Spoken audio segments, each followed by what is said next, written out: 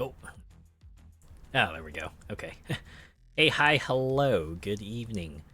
Welcome to the middle of the week. I hope it's been going well for you so far. As for me, I've been getting back into the swing of things after my big weekend commitment. It's taken a bit, but I'm slowly getting myself back in there. Just know how it is after a long break. You're just like still in vacation mode, you just gotta switch back, but sometimes depending on how good your vacation was, you just might take a bit, right? Take a bit to kind of get out of that super duper relaxing maxing mode and get back into work mode, right? Hey! Hello there, Molecular Shadow Fox. It is good to see you as always. How are you doing tonight? Oh man. Anyways, kind of funny how I would talk about being on vacation and then going back to work, because I guess you could say we're kind of sort of going back on vacation again, because we're going to resume the Crew Motorfest. Just continue going through the playlist and seeing what they're all about. Yeah, we actually don't have that much left to do. I think we have, actually we can check here. As you can see, we have, yeah, Motorsports, Dream Cars, and then we'll just like go through main stage Legacy, just check out some of that good stuff, right? Pretty good, thanks. Good to be here. Glad to hear it. Recovered from 4 days at CFZ. Oh man, yeah, yeah, that con. Oh, yep. Just imagine cons, especially, take a lot to recover from. Especially if you do a lot of walking around, if you're in costume a whole lot. Not to mention if you talk with people, you're just looking around for all that merch to buy, and then you got to carry all that merch around, and then there's always getting there and then going back. Yeah, a lot of stuff that would leave you absolutely tuckered out by the end of it.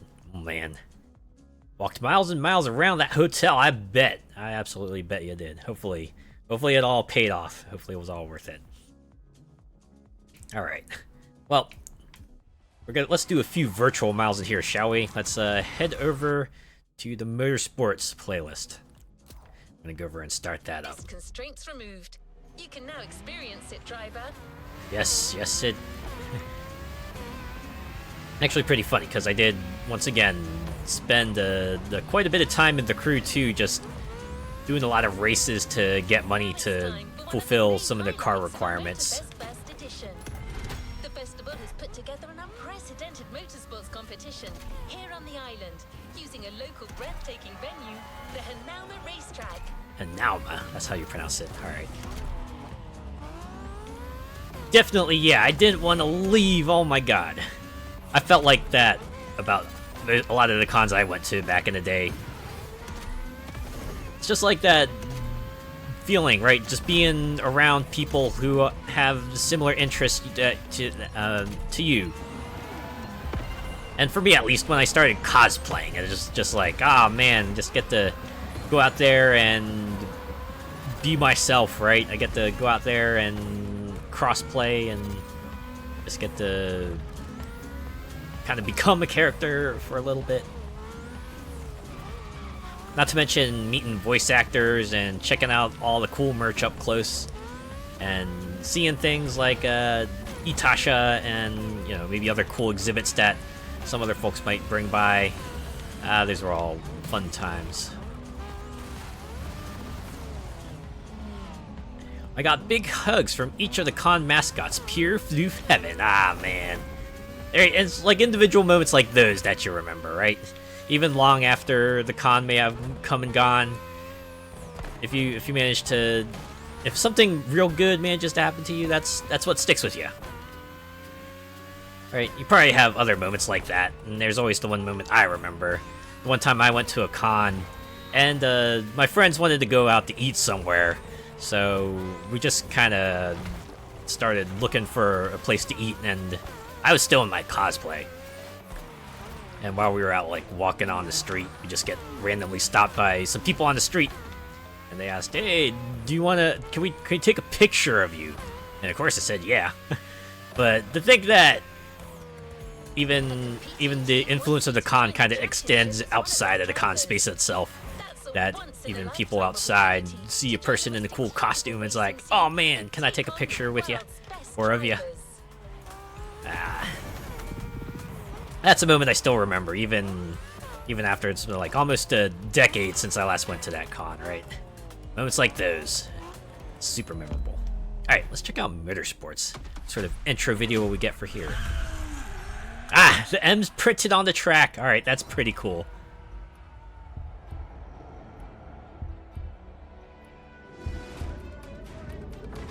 Oh yeah, really leaning into this whole sanctioned racing thing. You can see the pit crew, you see the racers just like sitting around getting ready. Y'all should probably clear that track before the light turns green. I've seen videos of people who kind of get hit by super fast cars, and let's just say it's not pretty. Hey, I've heard this music. I've heard it played like a million times in these races. Slow-o. Look at that overcrank. Just putting in work here. Oh, that's a cool design. It's like, I like this red-blue contrast of cars too. Join a team. Will I get a team assigned to me, or will I actually get to pick a team? Or is it just gonna be like one of those things where it's a cosmetic choice, and no matter what, I'll proceed in the event regardless? It's probably the latter.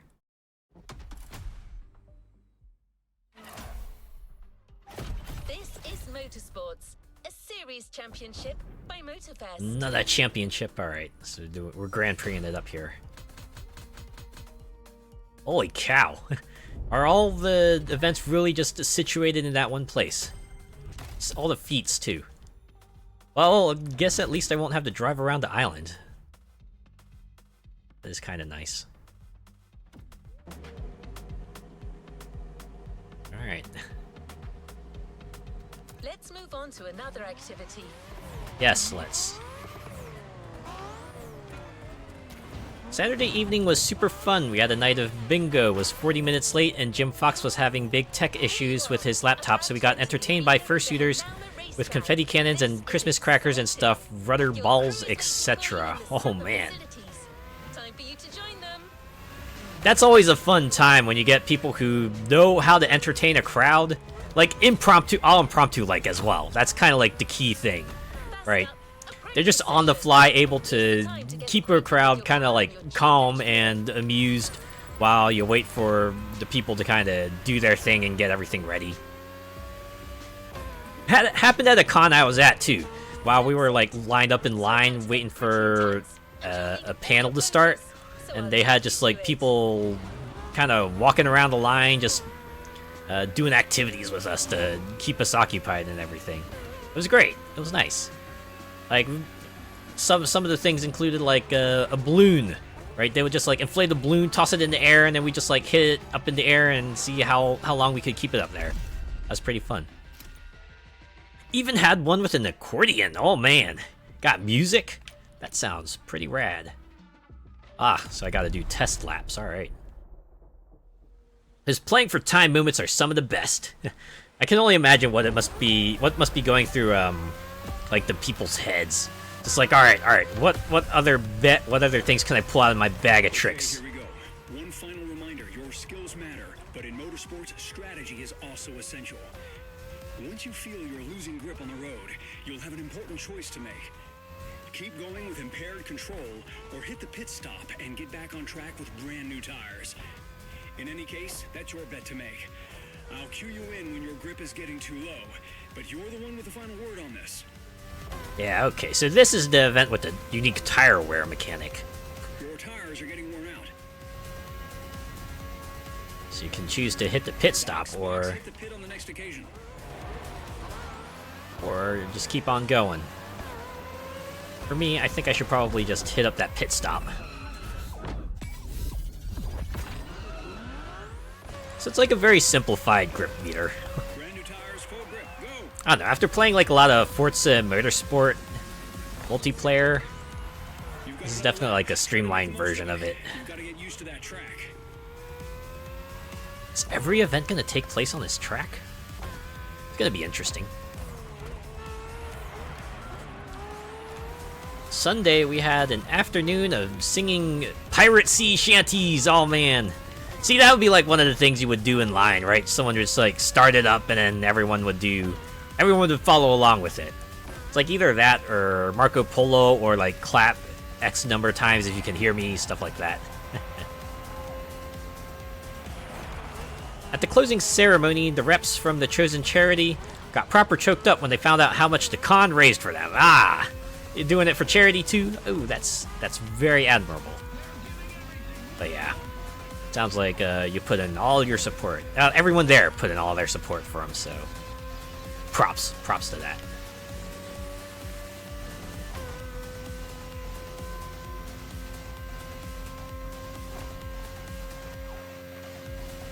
Oh yeah, I notice I have like no nitro either, so I just gotta book it. Right, it's just about me, my mad driving skills. I can't rely on any boost to save my ass this time. Great job. The art auction alone raised 30 grand. Oh man. I've always been amused by the auctions, right? Because the cons I go to will have auction spaces too. The art is nice, but I never felt compelled to just like place a bid. I don't know. I was already spending money on the commercial side. I didn't need to sink more of it into art that I might not even be able to get. And I imagine they wouldn't make you pay unless you actually won the auction, but still. Another 26 grand from donations. It's easy to get out of hand out of auctions. Oh yeah, absolutely. And anyone who's gone to eBay could probably attest. Right, sometimes you get caught up in the moment and you don't, and it's easy to forget. Oh right, if I do win this, I might actually have to pay for it. There you go. You're now officially part of a racing team. Take a deep breath. The actual competition begins now. Things are about to get serious. Oh man, I just got a message from Saribot that was just like, we decided to ban a user because he detected spam. So hey, there's your endorsement for Saribot. Go get it. It works.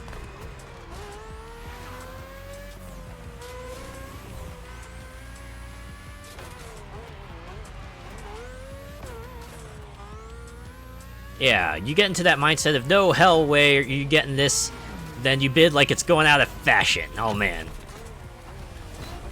I almost fell into it. There was like that when Animal Crossing New Horizons was kind of at its peak and the amiibo cards were back in vogue. I was trawling eBay to kind of get the ones I wanted, and yeah, certainly pretty easy to get into that moment of just, oh man, I need this, right? You get to the final few minutes and everyone's just trying to one-up each other by the minimum amount allowed each time.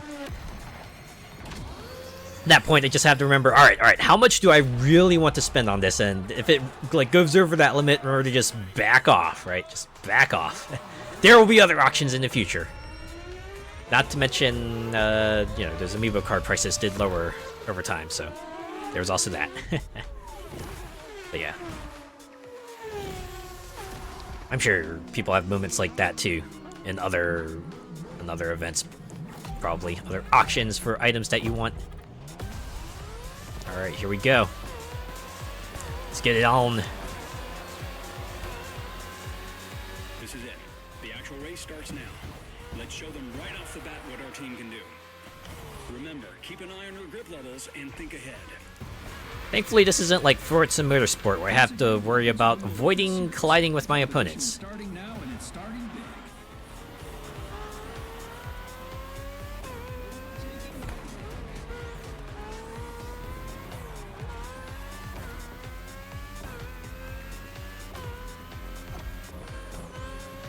The morning sun gives us nice racing conditions, ideal for our drivers to give their best and try scoring the maximum amount of points.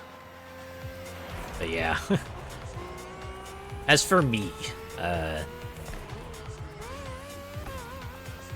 Careful in that curve. anyways, it sounds like you had like a fantastic weekend. Hopefully, it's enough to. Imagine you probably made plans for going back next year, right? Remember that mean hairpin turn? Coming right up. Always that end of con thing where like, oh man, see you next year. Just saying goodbye to everyone you hung out with. We're like, oh yeah, I'll definitely be back. We'll see you again. All right, you get your calendar marked. You make plans for what you might want to do then. Have an itinerary ready, things like that.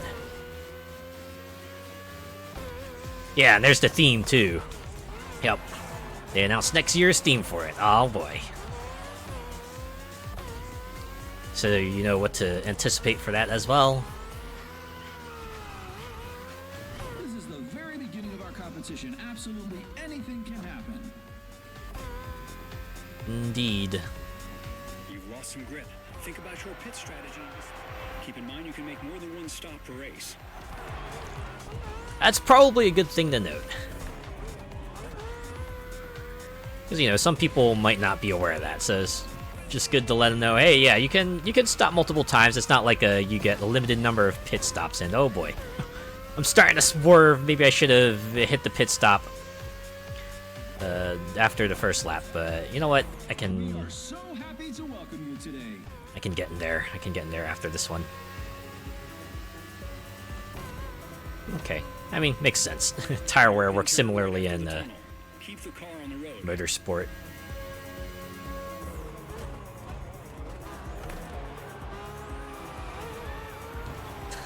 Oh, it's flashing. It's like, yeah, you're down to 33%. Maybe think about hitting that pit stop.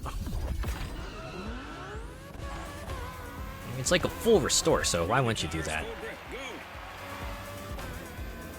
Hey, we pitted on the last lap, so it means we'll get maximum grip for this last lap here, right? Fun stuff. And that's the final lap. One more lap to make a difference. But yeah. Can't say my weekend was like as exciting because I didn't go to a con mainly, but I did visit my cousins because it was Memorial Day weekend in the US, so we had like an extended weekend. We just hung out with them. The leading drivers just made it We did some fun things then. the Honolulu Lighthouse. Mel's Fashion Week, so I can imagine everyone's going to be voguing it all up next year. Mel's one of the con's mascots. She's a honey badger and such a trouble causer for folk on stage. That sounds like fun. And Fashion Week, huh? Oh man, I hope. I can only imagine how that would be like. Like, are they gonna have a red carpet? Are they gonna have like those roped partitions and maybe like cameras and flashing lights and maybe like a fake limo? Sounds like fun though. That ought to be a fun and fancy time. Amazing race. Way to start strong. Did it. Gotta love a long weekend. Oh yeah. Catwalk and all that. Just walk down the catwalk. Oh, you know what? A catwalk would be like wholly appropriate, wouldn't it? Oh man.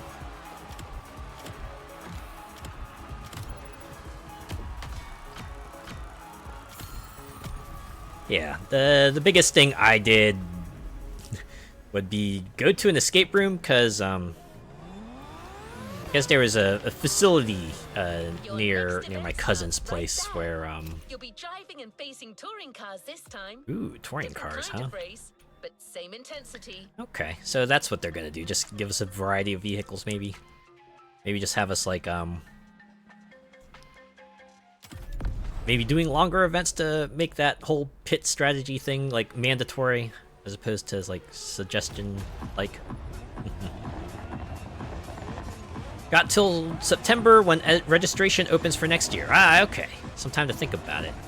Hello! Hello, Andrew Morningstar. Welcome. Thanks for checking me out. How are you doing? The con had one of those escape rooms. They're super fun. Oh boy.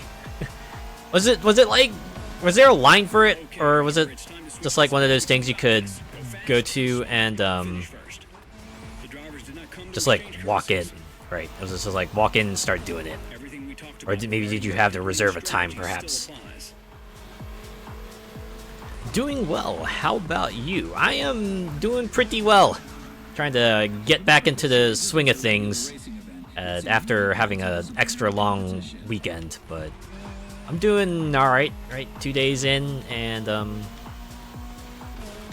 slowly readjusting to the work life, as it were.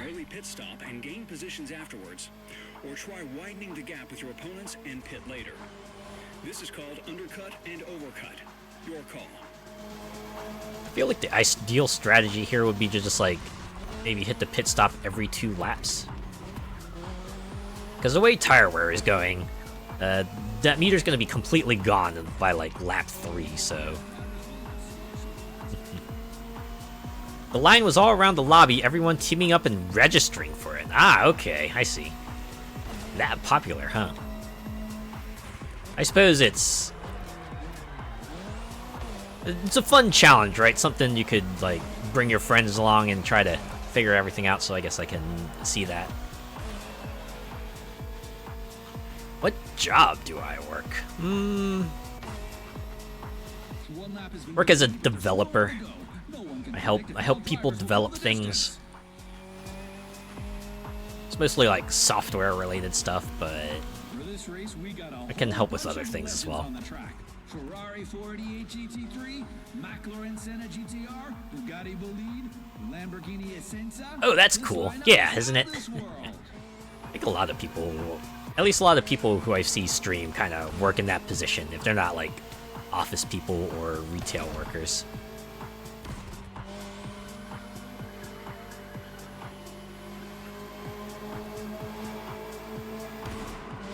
Yeah, but yeah, my escape room though, man, I'm a little bummed by it because I think someone was saying was like 4.5 out of 5 in difficulty they rated apparently, and thank you for the follow, Andrew Morningstar. But yeah, we got like all the way up to the last step, and then we ran out of time. Right, it was like an order. We had to order certain clues in order to kind of figure out the answer to it, but we couldn't figure out how to sort them, and that's what did us in at the end there. It was like, we were so close. We were so close, but alas, can at least bask in our almost victory. Fresh tires. Make good use of them.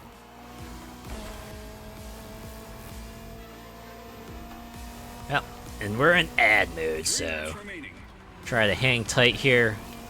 I'll wait till we get everyone back from ad land. Golly gee, I would not have guessed that. Weather conditions are excellent. Just focus on the track and on your machine. Oh my god. I just realized, what if they make us race in the rain? That would actually make a lot of sense.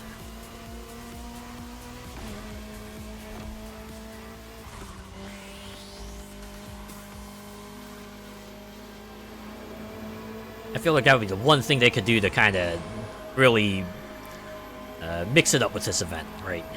Not only just give us a different variety of cars, but also give us a variety of weather. But I imagine apart from, like, clear and rain, could they do anything else? Like, maybe fog? Possibly.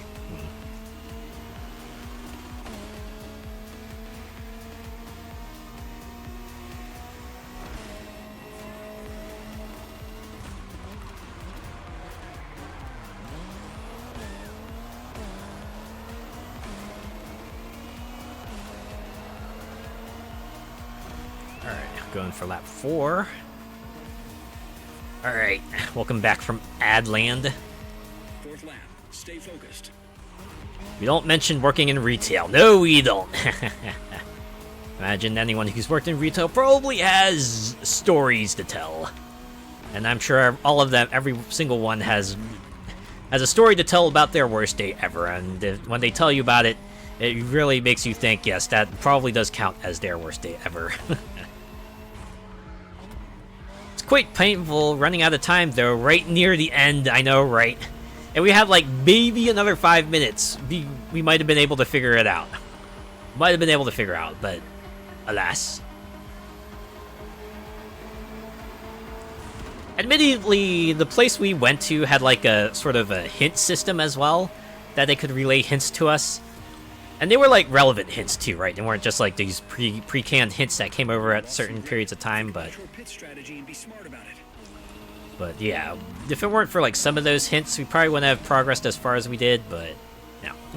Still, we got so close. As Linkin Park might put it, tried so hard and got so far, but in the end, it didn't even matter. Well, I mean, it did matter in a sense, right? We still figured out all those other puzzles, and that's worth something, right? We're back in the race. Apart from that, the other big thing we did was play quite a few board games. We didn't do anything out of the ordinary there. I think we did, we played Wingspan, we played Ticket to Ride, To the finish line.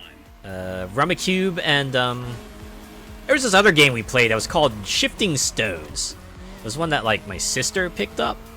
It's interesting. You have these 9 tiles that are laid out in a grid. They're all of, like, different colors and symbols, and you can flip them over. And so the goal of the game is to score points by matching patterns on the card to like the way the tiles on the table are laid out, and you're able to like manipulate the tiles too, right? You can swap to positions of 2 of them, or flip them over by discarding one of the cards in your hand.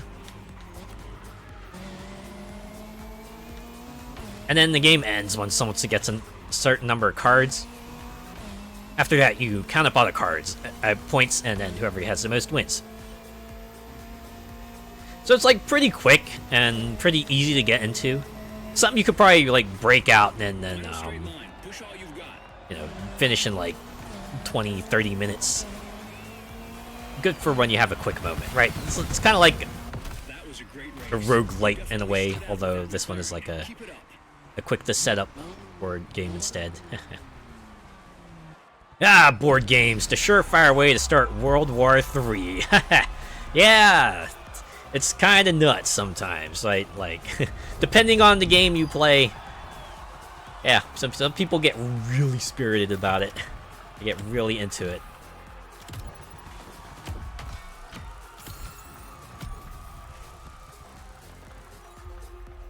Sometimes it's not too bad, though.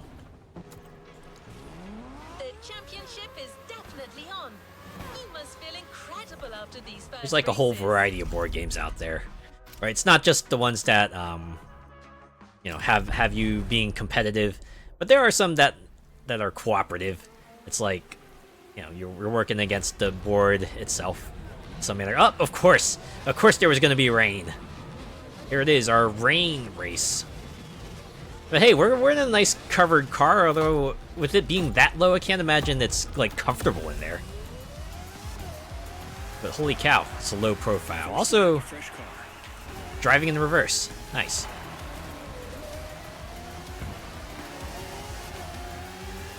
People about to throw fists like if it's Monopoly. Oh my god. To make a difference. But it doesn't mean strategy gets Monopoly. So think about your moves. I remember playing that a lot as a kid. That was for some reason our pastime. Pit stop, but it's also short enough to go for the overcut. Your call. I don't know. We never like ever finished the game. Then again, knowing how long games of Monopoly take. Well, how long they take if you know do all the house rules and stuff, right? If you play Monopoly the way like they intended you to play it, the game actually ends at a reasonable pace. Don't get carried away. That rain leaves no room for reckless driving. Yeah, it's like all those rules that that are actually house rules, but for some reason people kind of put them in as like established rules that actually make the game last longer. Because the game is intended to snowball, right? Once one person gets the advantage, they're supposed to like continue gaining an advantage until everyone else gets utterly crushed beneath their heel. That rain is going to cut your visibility. Follow your instincts. And I'm sure by now everyone's probably already heard, yeah, Monopoly is actually not meant to be fun. It's actually supposed to be a message about capitalism and how it will like completely cause one person to grow and crush everyone else under their heels if you leave them unchecked. And unfortunately, Milton Bradley kind of snatched it away from the original creator and, well, turned it into the very thing it was meant to kind of, you know, rail against, which is kind of funny when you think about it. Like, sheesh. I remember it always got super competitive, then the devious tactics come in and it's on. Oh yeah! You know, especially when you're the one holding all the cards, no pun intended. Right, you're the one who's able to kind of dictate what sorts of deals you can, like, you know, pull with everyone else. Because, you know, they're trying to survive, and you're just like, oh yeah, I'm just sitting here with all the marbles. Last lap. Keep pushing.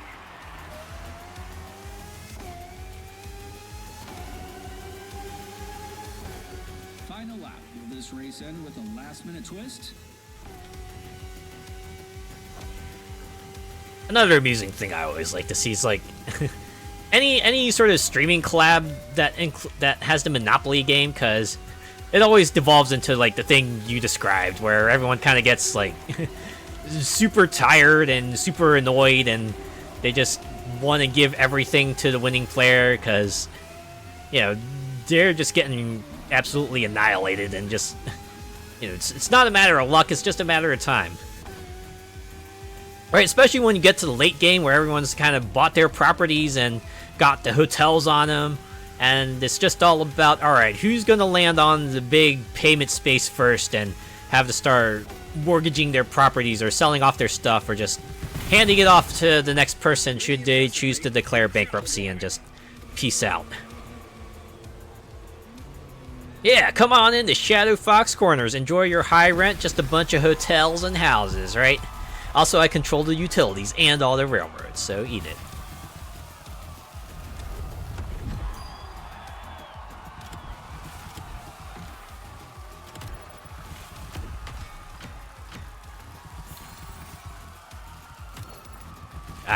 The one thing that does amuse me about Monopoly was always the income tax space.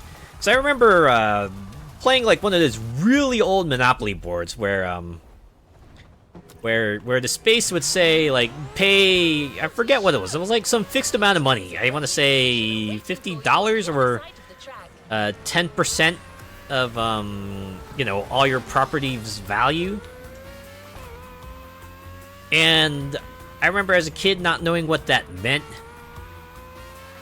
So, you know, I always thought it would be like, you know, 10% of your cash on hand, where I think it actually meant like 10% of your cash on hand and the value of all the properties you own. I think your hotels and houses as well.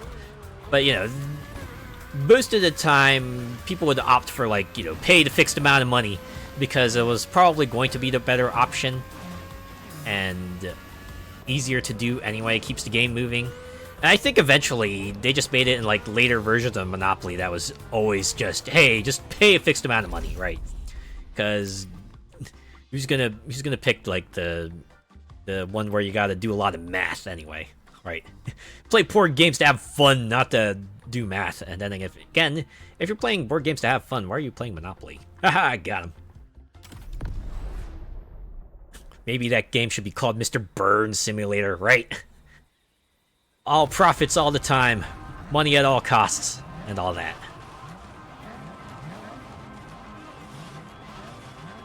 I don't know. Are there any other board games you're into? Any other board games that you like? The one I mentioned earlier, Wingspan, has become a favorite of mine. I think I enjoy it for like, just being a more individualized engine builder. You can do this. Because I think one of the things I like about Wingspan, at least, is that there are very few ways to have very few ways for opponents to mess with you, right?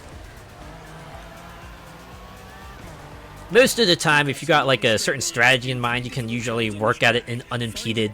It's not like other players can, you know, take away your points or take away your resources or take away your cards or anything like that. So that's pretty cool.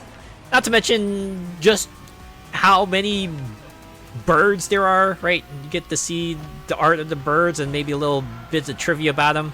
And if you play the video game, they also have like the bird call for each one too, so that's like pretty neat. Gotta admit, the last time I played the Wingspan video game was actually the last time I streamed it, which was in 2022, I want to say. I want to go back to that. I want to go back to that and maybe play Wingspan some more, even if it's just against a computer, because boy howdy, Wingspan is enjoyable and relaxing and fun.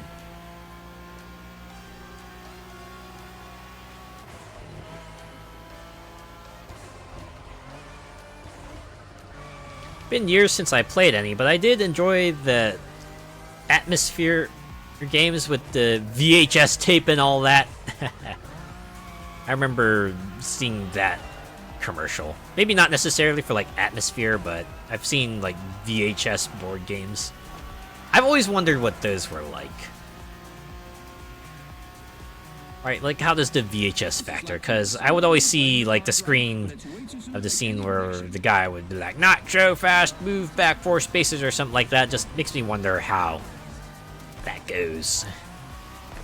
And if like someone plays the board game enough, would they be able to kind of like meta the video out, like, you know, just like try to stall for time because they know like at the, let's say for example, 19-minute mark, the guy's gonna pop up and say, "Bring your piece back 4 spaces." You try to time it so that your opponent gets hit with that instead of you. I feel like that's a thing some people would do. The Gatekeeper. Is that what the guy on the VHS was called?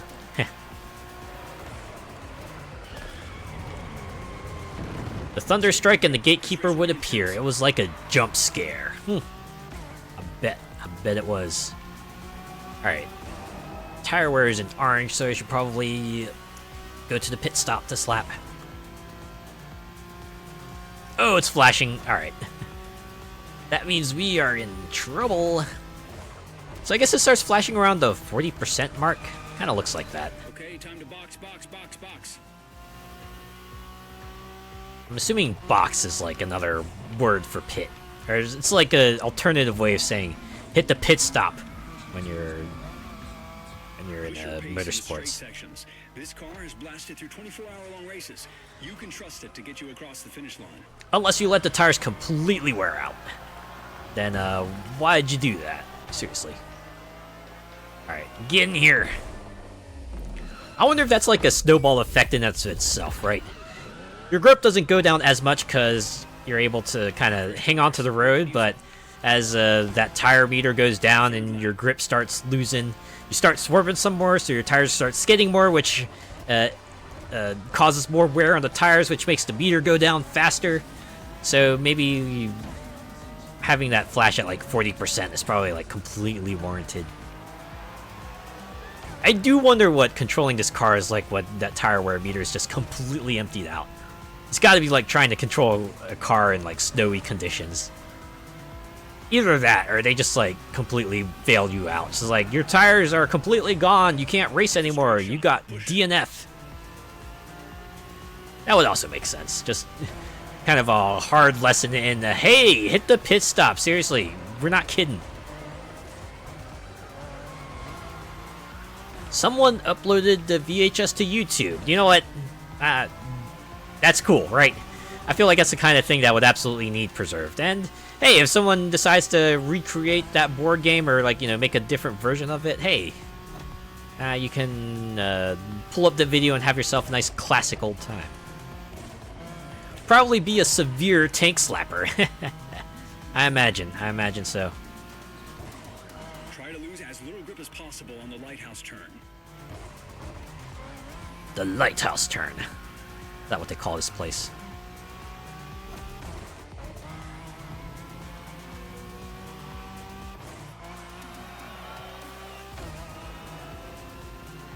Okay, we're only on lap 3, so 1 lap since I last hit the pit stop. I think I can go another lap. 4th lap. Yes, it is.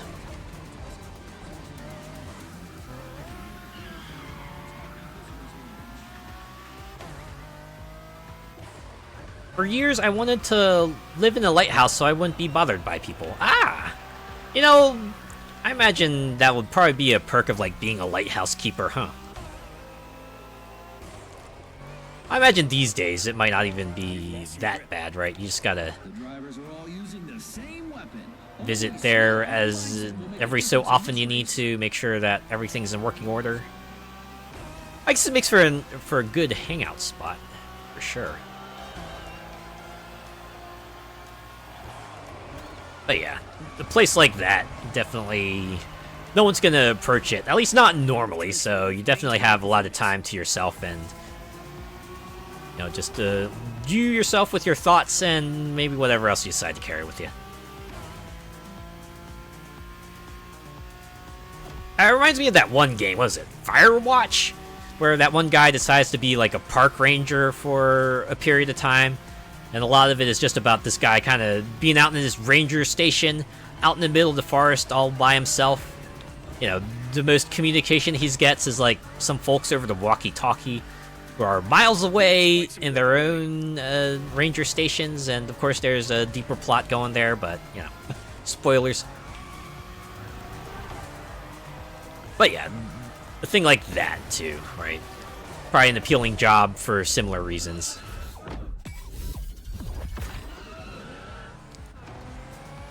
Imagine night shift jobs, it must be like that too, right? Any place that has a night shift that you can do. Because, you know, you're not going to be bothered by many people and probably won't have many coworkers, if any, so you can also be by yourself with your thoughts and whatever else. Downside to that, I can see it taking a toll on mental health with nobody to talk to. Again, it depends. I imagine most people who do want to take jobs like that probably are fine being by themselves for long periods of time, and hey, that's cool, right? Whatever works for them. Right, if they wanted to interact with folks, they probably have avenues to do so, or they would have taken another job, maybe. Womp womp, womp womp. I don't know why we're saying womp womp. Either I messed something up, or you're doing a Shy Lily reference, and I can't quite tell which one it is. If it was like mine, the creepy folk come out at night. Oh yeah, that's the one thing I imagine, right? The whole thing with, like, being in the dark and by yourself, it's just like, oh man. If someone was out there and they happen to have, like, hostile intentions, yeah. Hopefully you're prepared.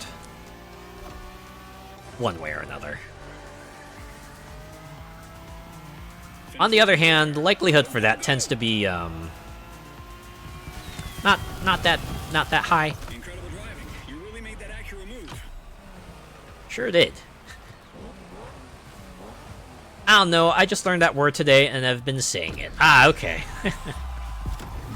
I get that feel. Anytime I learn a new word and it's just like a really cool word, I try to incorporate it into my daily talk as much as possible.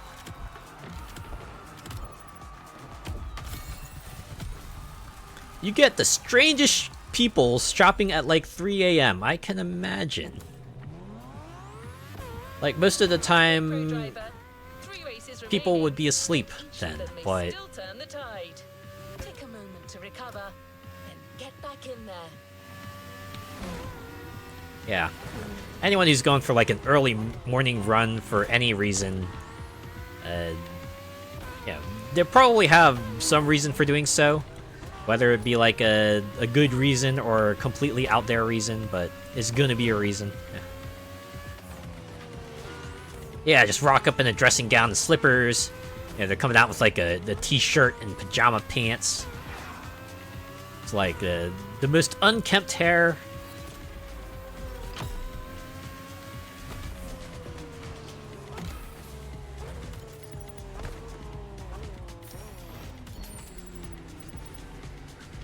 I'm here thinking you had all day to shop. Well, that's the thing. They might not have, right? They might have been busy that day. Or they could be like one of those night shift workers, right? They could be a night owl. You never know. You never know. Can't really say for sure. They might have just really needed an item, right? 3 in the morning. Okay, what store's open? This one? Alright. We'll go here. I don't know. Just go in, get the thing, get out. Try not to make too much of a fuss or spend too much time there. Hello there! Hello, Venom! It's good to see you. How are you doing tonight? Watch your opponents and make your move as soon as they make a mistake. One good thing about the night shift is no Karens, or at the very least, it's like an extremely low likelihood for them. Because, you know, again, most people are probably there to do the business, right? They're there to kind of take care of what they need to take care of, get in, get out. They probably also are aware that the workers might also be, like, super duper tired, so don't want to make too much work for them. Most of the time, right? You might still occasionally get that jerk here and there, but most of the time tends to be conflict-free. Great, and you? I am doing swell. Getting back in the swing of things after having myself a nice long weekend.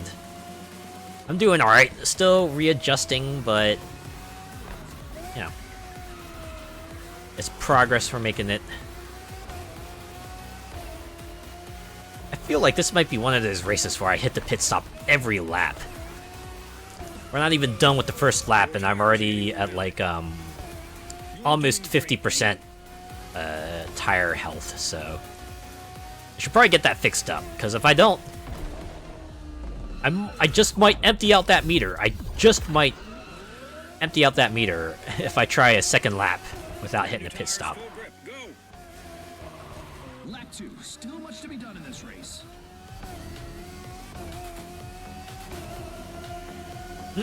They swap places with crack-stoned people, though. Yeah, that's the thing I was thinking about. It's like, what the one subset of people who would go to a store late at night. It's the ones who are, you know, maybe not in the best state of mind.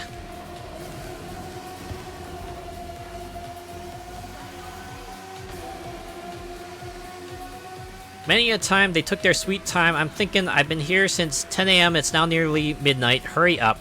That and the ladies of the night. I mean, it's different. It's different if they like, it's almost closing time and someone comes in and then they take their sweet time trying to getting their stuff. I think I inadvertently did that once. I was like coming back from class late at night, entered a grocery store, and checked out. I think it wasn't until after I left the grocery store that I realized, oh wait, they close at oh snap, I forgot to hit the pit stop. All right, well, here goes nothing. We'll see if I can make it through with the 66% about tire wear remaining.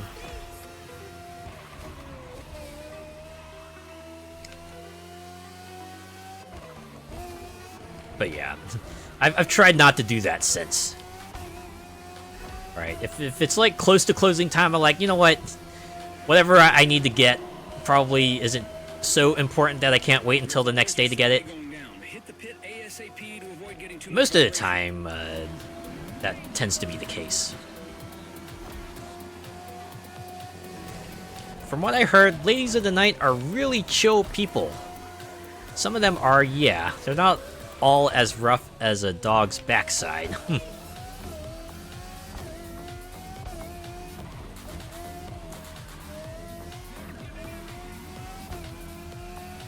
Be smart with the brake. brakes. Get out of that corner with as much speed as you can. I take it like a little bit more easy. I can avoid swerving as much. Oh, the finish is right there, though. I can do it. I can do this. Ideally, I probably should have hit the pit stop anyway, but you know what? I made it through. That's what matters. Oh, that was some slow driving.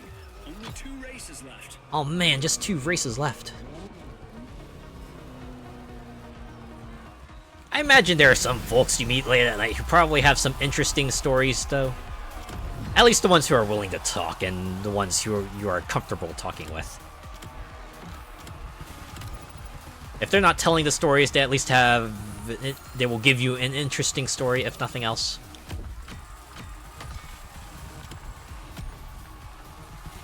Alright. The local characters. Heh. 24-hour competitions are some Yeah. of the most incredible motorsport events in history. Endurance racing at its peak. Do you see I where imagine a I'm lot of going with communities have people like that. The ones who've managed to make a kind of a local legend about themselves. this? Well, you guessed right. The ones where Next race is going other to be folks will one of talk the about them best. in hushed Not tones 24 hours about long, their but particular long enough quirk. for you to think things differently. Gonna do a marathon race, huh?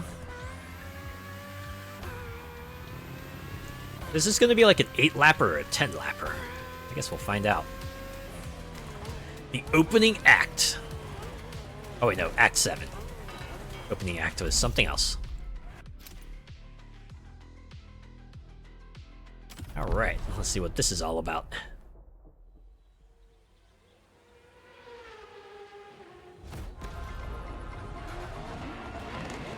I think the one I remember the most when it comes to local characters is when I was working for a fast food restaurant.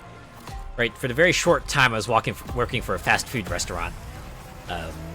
My coworkers there would tell me about this guy. He would always come in and have like a very specific order, right? It was always the same one, right? It was always like a particular sandwich with the same types of like customizations done to him. And he wouldn't say very much. I think that was like the other key thing, right? You ask him if he wanted anything else, and he would just like, shake his head no, give the hand signal, the okay hand signal, let you know it's all good. And after that, you wrap it up, give him a sandwich, and he'd be on his way. I think he was like a trucker or something like that.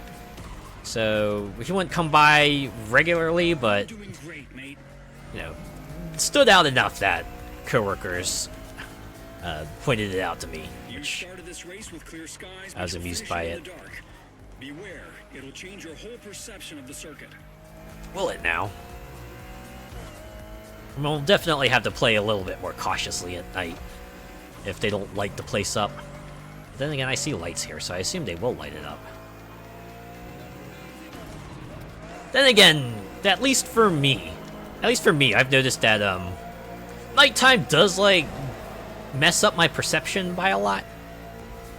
Right? I feel like I get like a lot less depth perception when I'm driving at night, even if I am even if I have like the headlights turned up and everything. I always try to drive more carefully and avoid narrow spaces. Because there was the one time where I didn't do that, and I happened to like nick a car as I was trying to drive past it. And since then, I've tried to be extra careful at night and try to avoid like narrow roads and stuff. That's the second So, lesson learned and everything. Thankfully, the person whose car I nicked was like super cool about it. I guess they must have seen I was like a college student back then and just like completely frightened out of my mind, so.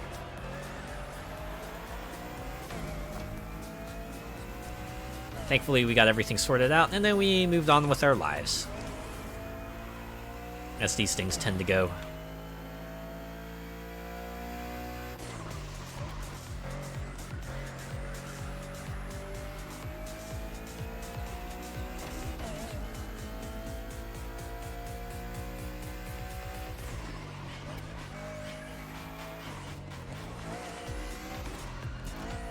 And welcome back from Adland, everyone.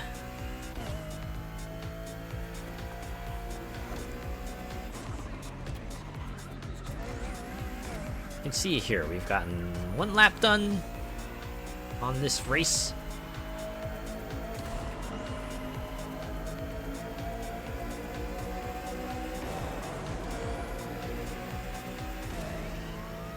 Once again, the lineup is made of racing legends only, and the drivers will have to be on top of their game to handle these demanding 5 laps through uncertain weather conditions. Uncertain, huh? I wonder if it's gonna be like the last lap or something. Gonna be like, surprise, rain! And then you gotta go through rain. Or is that a thing they're gonna wait for until like the last event? Maybe just like make it a whole ass lightning storm to really add to the drama of the event. Lap 3, you know what to do. Yes, just keep doing what I've been doing. And drive real good.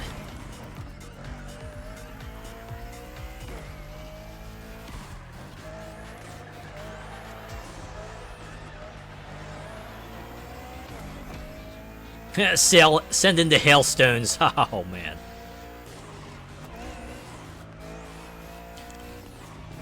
Wouldn't that suck?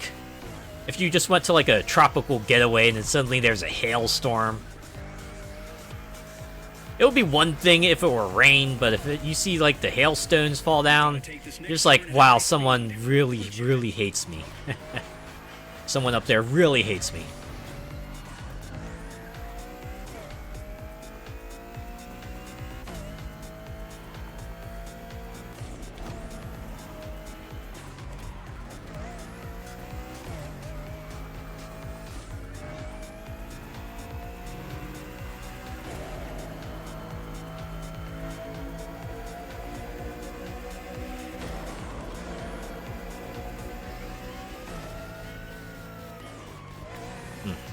Apart from like escape rooms and board games with my cousins, I did do like a few other things. We watched a movie. It was called The Fall Guy. Apparently it's like a modern version of an old TV series, but the whole plot happens to be this stunt guy unfortunately has like a really bad mishap on set and has to go out of work for like 18 months. But then suddenly he gets a call to like be a stunt person in a movie again, and he has to go there, and it turns out like the actor who he does like a stunt he does the stunts for went missing, and now he has to go find out what happened to him.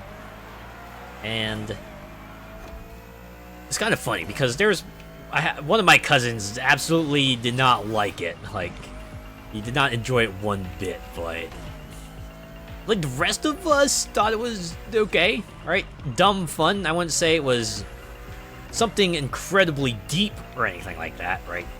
But it's a good summer flick, or kind of flick you would watch if you wanted to just turn off your brain and look at lots of cool stuff happening. I enjoyed some of the inside jokes too. Right, there's like one bit where they started talking about a split screen while the movie itself went into a split screen, and I was like, you know what? Okay, that I can dig. I enjoy it. Oh, the '70s show with Lee Majors. I remember the reruns as a kid. Yeah, it surprised me when I learned that it was. Oh, wait, no, this is based off of an old TV show, and they made a movie that maybe was tenuously connected with it at best, but I think they did something alright with it. A popcorn film, as they say. Yeah.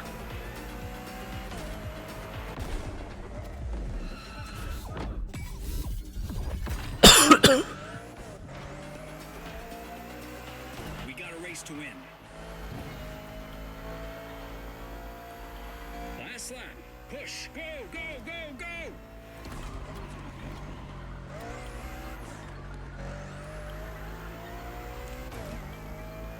But yeah. I guess if also you're not like the fan of like meta humor, then the Fall Guy really does lean on that, right? They talk about a lot of stuff related to stunt people and film shoots and aspects of cinema. But if you're fine with that, then the movie is perfectly fine. I'm too young to have even watched the rerun. It's all good, right? Time goes on, and so many shows out there now. You're bound to miss out. You're bound to, not watch a whole lot of them. In the end, time is limited, and you just gotta choose how you want to spend it. Choose what you want to enjoy and what you want to do. You've got a downward slope now. Use it to pick up speed. Am I actually lapping folks here? I think I got past 8th and 7th and now 6th. I mean, I know I'm playing on the easiest difficulty, so this makes sense, but still. Oof. Kinda feel bad for him. Just imagine the announcer would go wild at this point. Oh my god, did they just lap the other fella? They just lapped 3 racers? Talk about some insane driving skills! What a bloody race. Great driving. We might just win this thing. A bloody race? It was pretty conflict-free, to be honest. I don't think I bumped into that many cars.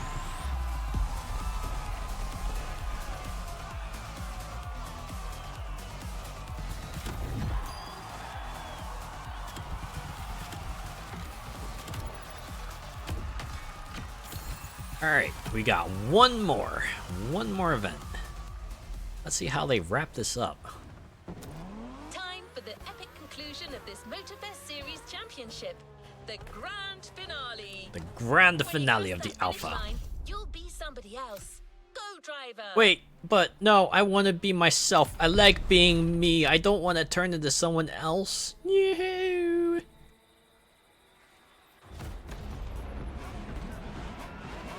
Just imagine if a kid heard that. It's like, no, I don't want to be someone else. I want to be me. And you have to explain to them, no, it's just a turn of phrase. You'll still be yourself. I'm just trying to be, being real dramatic, right? This is the grand finale, the ultimate race of our Motorfest Championship. Dropping in his casual English swearing. I figured it was that. This is it, mate. Grand finale. Everything we've worked for pays off here. Oh wow, he said mate. What you have to do. Give it everything. It's this engineer. I'd imagine it's like a... Or maybe this is like an English VA reading off his scripts. Motorfest champion. It was funny. I remember playing, what was it? Mega Dimension Neptunia V2, like a really, really long time ago. It was great because the voice actors there all are like North American, but the script definitely felt like it had some Englishisms in there because there was a lot of things like "you lot" and sorts of turns of phrase like that, which makes you think, oh man. The localization company is probably like an international team, wasn't it?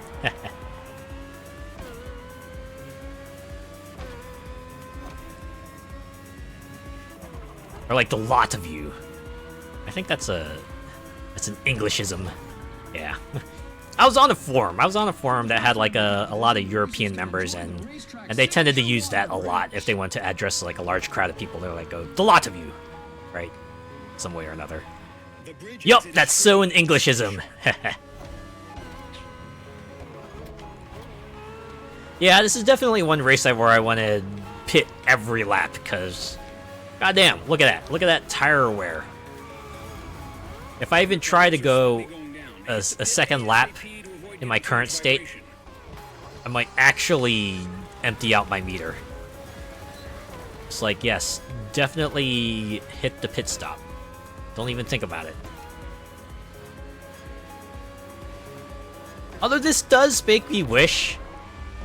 I do wish they maybe like put in some sort of special interface or symbol to let you know, hey, there's a pit stop coming up here. If you want to hit up the pit stop, now's your chance. Something like the way Motorsport does it, where you see like a floating icon in front of to where like the pit lane begins, so you can go there, over there. It's like, oi, you lot, come here, right? Something like that, but maybe with a bit more of a proper accent than I did. I don't even want to attempt it. I'd butcher it so bad. You've got a top machine I swear. Red Bull. RB18 is the latest model with more aggressive aerodynamics and a powerful Honda engine, made for the finish line. And the starting line too, imagine. Unless you meant that as like made to be first past the finish line, which also makes sense. Bloody hell! Oh wait, I just did it. Sorry. That's as common as water. Watch out on the bridge. It can mess with your perspective.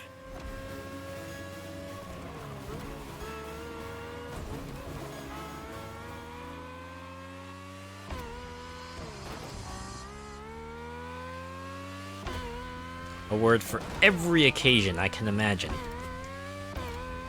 And it's like how someone has like a, say, a American South accent, and they'll slip into like a whole bunch of metaphors. You know, you get that drawl on them. Maybe like a yeehaw or a y'all. Things like that.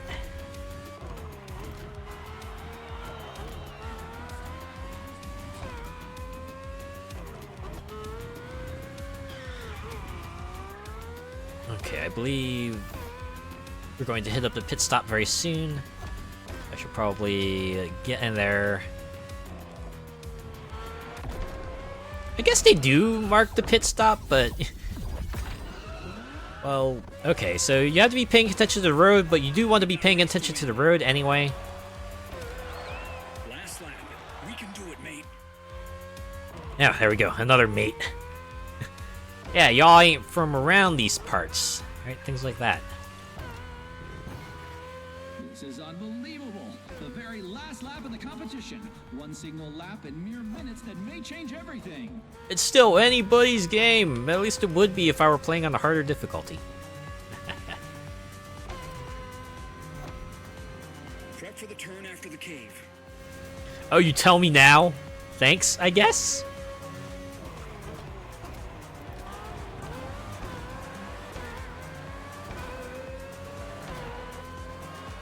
Well, I'll give them props though. They did get a lot of mileage out of this. Although it looks like they have variants of the track they can have too, so it's not like you were racing the one single track every time. They also changed it up with like car types and weather conditions and time of day as well, so hey. They did a pretty good job with this playlist, I'll give them that.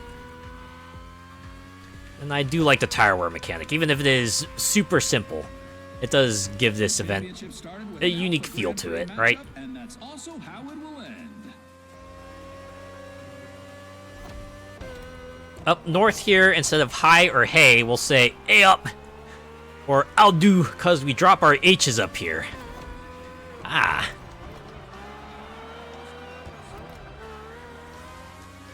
Yeah, it's kind of fun just like seeing how dialects are like.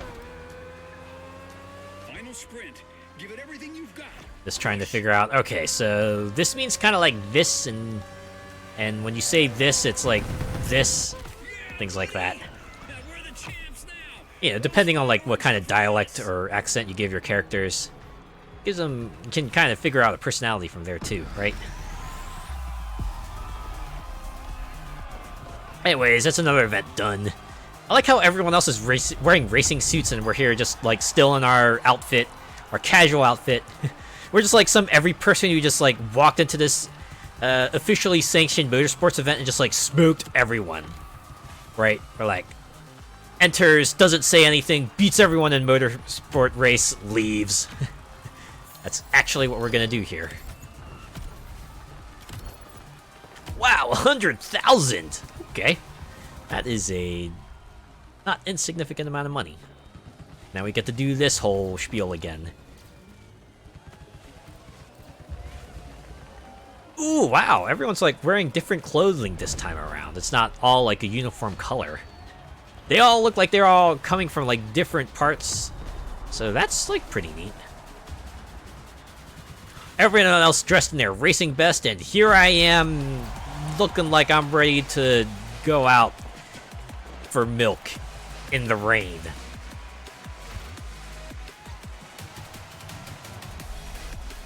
See, this is like the kind of shot you would have. This is like the thing you would see on the cover of like a racing comedy movie, right?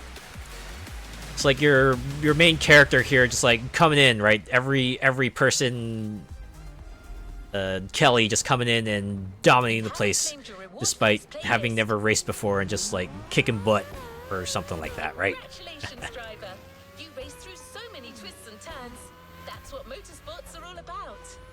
You'll find your grand prize waiting for you near the entrance gate. Right. Just take it slow. Not sure it's street legal. I wonder what car they'll be handing to us for this one. I mean, they tell us, but I didn't check. Amazing folk down south are stumped when we ask for a barm cake. What's a barm cake? I don't think I've heard of that one before. Or maybe I did. If I did, I'd completely forgotten about it. The Motorfest series playlist Sounds tasty, though. Is it a confection? So as soon as you feel good enough, I like go and confectionery compete cakes. once again against the best pilots on the island. You've pushed it to its limits. Now it's yours. New Red Bull RB18.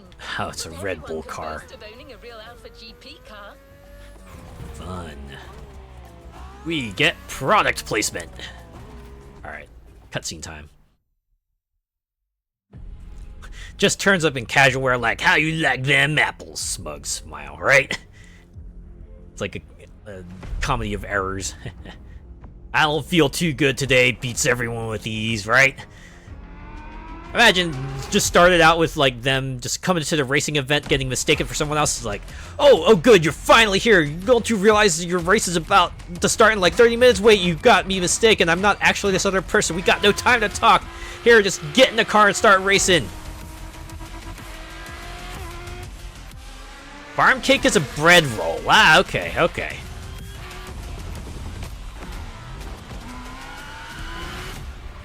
Oh man, that's gotta be like 75% off the tire wear meter right there. New playlist ahead. Let's go.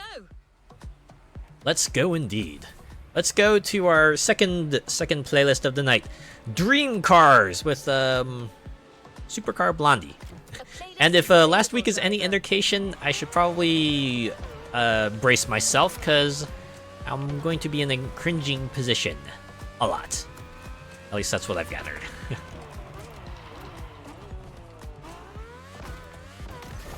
Hypercars are probably the most impressive machines out there when it comes to showing the best of current car engineering and new technologies. If you truly want to catch a glimpse of the future, it's another type of vehicle that wears the laurels: concept cars. Ah, man. Also, very impressive starting up that F1 car without a team of techs and without tire warmers. Also with nitro. They were very courteous enough to fit this car with a nitro system, even though we went through that entire event in cars without a nitro system. So Concept cars are experimental cool on them models for that. meant to show the world what the future of a brand may look like. They are an incredible method that allows manufacturers to showcase their technological advances, creativity, and craft. possible glimpse of things to come. Also, it would be pretty funny if we look back on this like maybe 10 years from now and like, you know, some of these future cars either fizzled out or never came to fruition or something like that. Really funny and maybe a little sad. The slightest bump can break that car to shreds, I can imagine. Built for speed, maybe not necessarily for durability. At least in real life, it would be that case, right? Usually only one or a few models are actually produced. Yeah, just don't mind the local femboy cruising around in the back roads in a multi-million-dollar fragile race car. Just another day in paradise, right? I'm gonna put it another way. It's like your rich, pretty playboy palling around in a fancy place with their really expensive toys. This is the kind of scenario that sets someone up for trouble, to be honest. Yeah, for me, this is just another Wednesday. As icing on the cake, Actually is. special guest for this tour, a famous dream car specialist, the social media celebrity who's taken the internet by storm. She's the girl with the cars, Supercar Blondie. There it is. Unquestionably the expert bet for the job. As opposed to a licensed expert. Boo! I figured that would be the reaction, considering what you all said about her last week.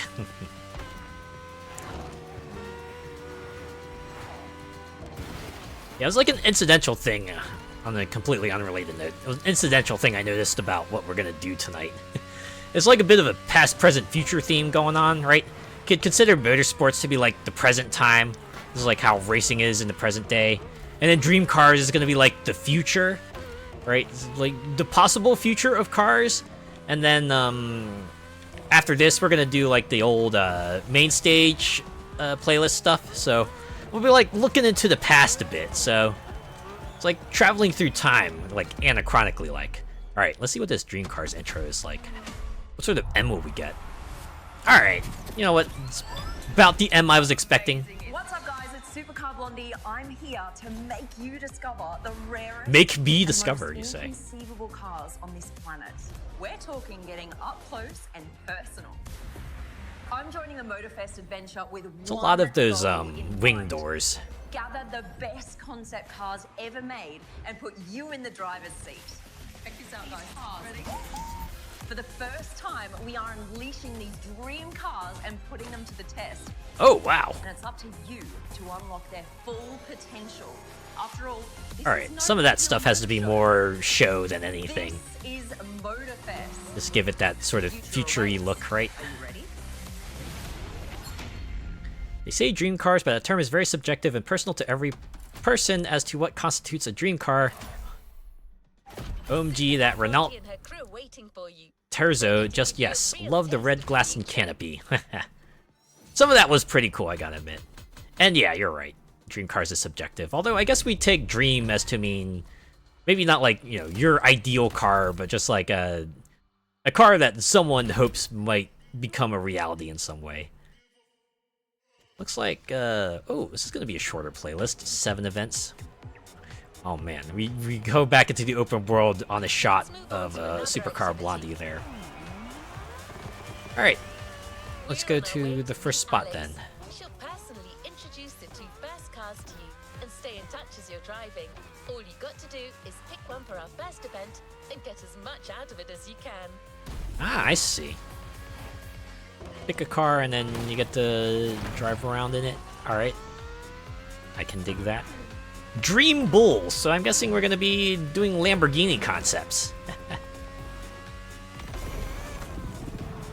I think this is like the first time I've heard people refer to Lamborghinis as bulls, and I get why they do that, because, you know, the logo has a bull on it, but I didn't think, I guess for some reason it never crossed my mind to think that people would refer to Lamborghini cars as like bulls, or at the very least, you know, use the word bulls in the same breath as Lamborghini. Again, makes sense, but for some reason that was like the first time I heard of that. Anyways, let's get in here. Let's see what this is all about. Outrun, ooh, it's an outrun race, okay.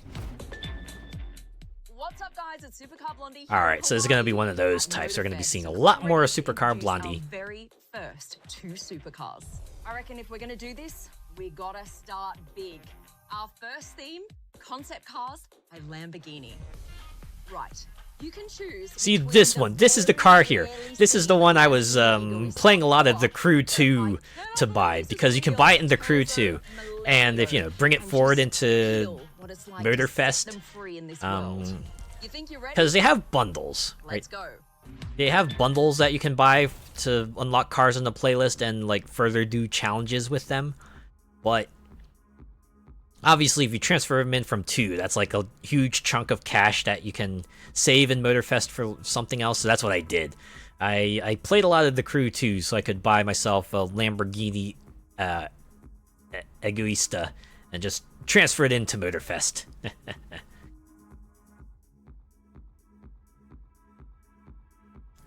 I get more of a kick out of driving one of those traffic Ford County Squire station wagons with the wood paneling.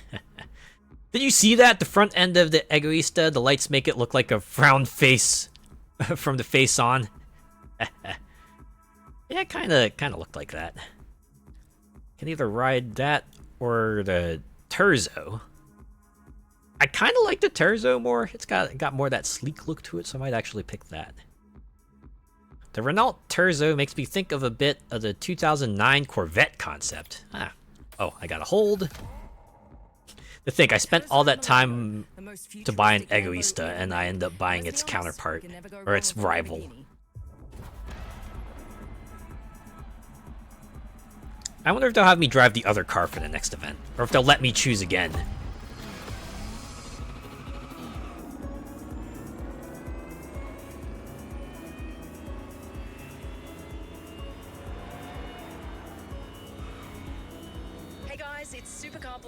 Back on the field where we're following one of the most promising drivers of the festival for some promising, you say?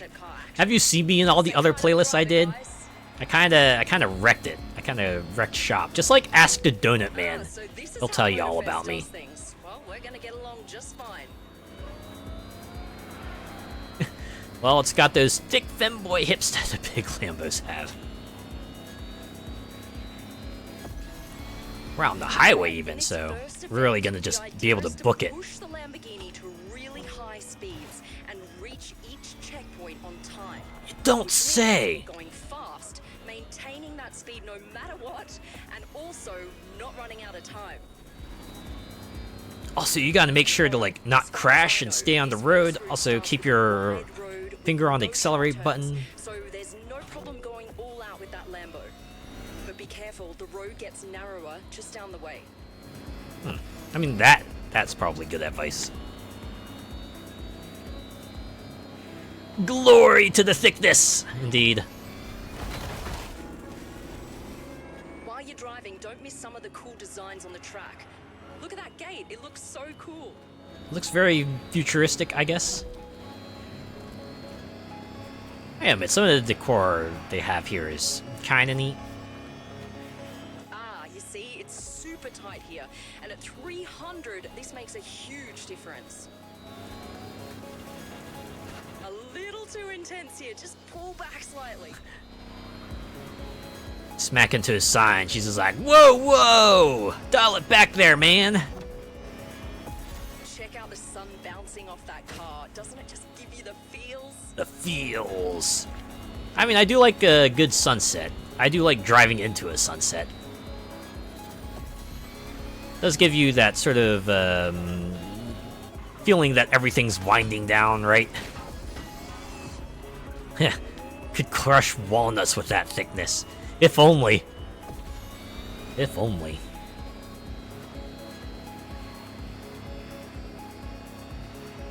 It's a pretty long drive, all things considered, to be honest. We're off the highway and we're kind of on the coastal road now.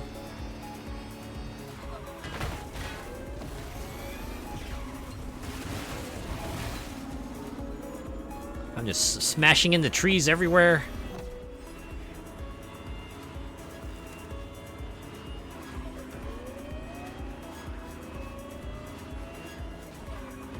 All right, there's the finish, guys. Enjoy these last few seconds.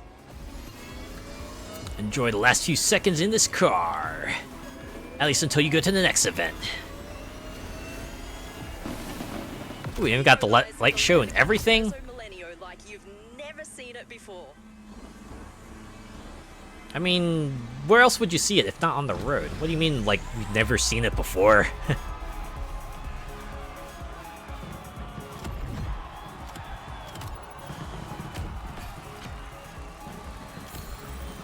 Anyways, we got money, we got XP. That's what matters.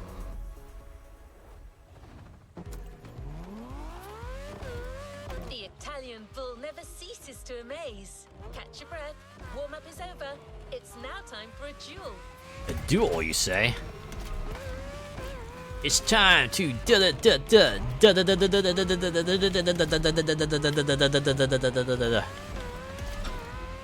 Every time I hear the that's like very, that's like Yu-Gi-Oh is very famous for. I always think about how they made fun of that from the Abridged series, where they would have like Yami Yugi just going repeatedly, and then regular Yugi just stop. And you see Yami just like in the middle of slamming the car down on the board, and you hear crickets as well. And it's just like, good gag. That's a funny gag.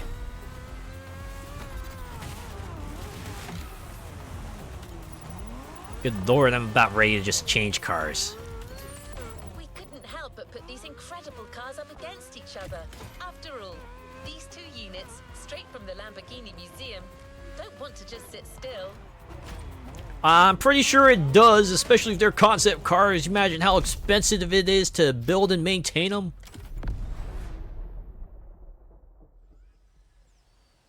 First thing I think of with that is Yugi Boy from the Handsome Pegasus. You know what? That's also a very memorable event. Especially with like how much of a flamboyant ham they made him for the dub. Give him that accent and everything. And you chose the Lamborghini Egoista, which literally translates to selfish. Oh wow. It is the ultimate one-seater hypercar. I mean, I figured I'd probably drive it since I spent all that time getting that money to buy it into Crew 2. It was unveiled for the manufacturer's 50th anniversary. Just like an F1 car, it features a jet fighter style cockpit and Good lord. doors, which means you can What the heck? up so you can jump in and out of Are we the seats. driving a car or And of piloting an course, X-Wing? there's Like, only holy one of crap. these babies in the world, so even if you have the money to buy it, doesn't mean you can. Like But a I just designer did once in said, the Crew 2. this is hedonism taken to the extreme.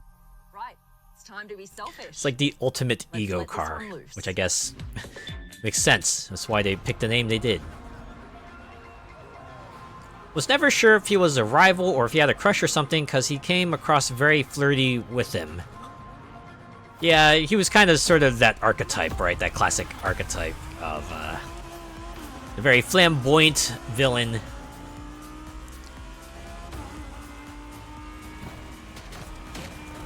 Hey everyone, no time to rest. The Motorfest tradition is never stop driving. And you know what they say, when in Rome. But we're on Oahu right now, not Rome.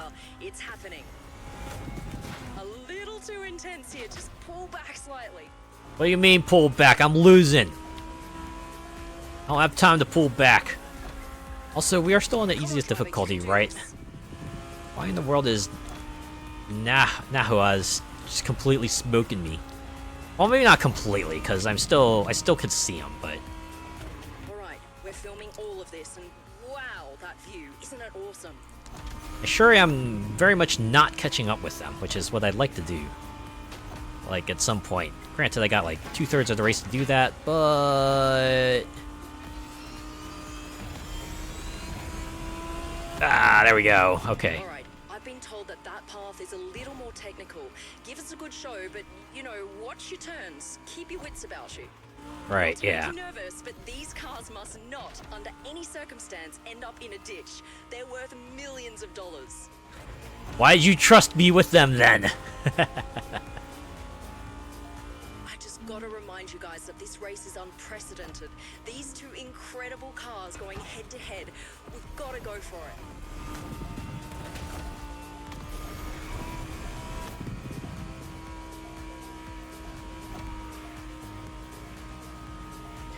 My god, that Egoista is ugly from the back.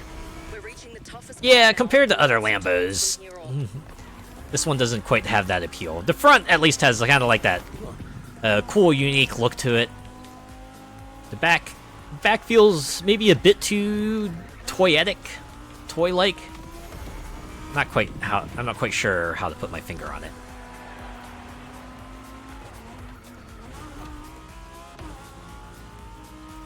A little too intense here. Just pull back slightly. At least she doesn't talk too much. Yeah, I noticed her comments tend to be like, more general.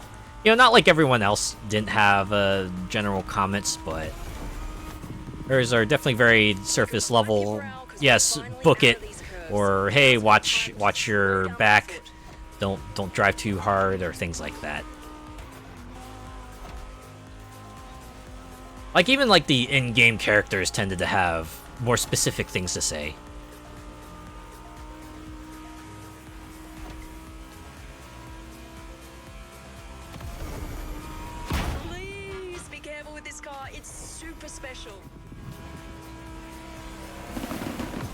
So I guess even this might be just a me thing, but if it came down to like if I needed to have either Supercar Blondie or like the guy from Donut Media talking into my earpiece, I would probably pick Supercar Blondie. I don't know.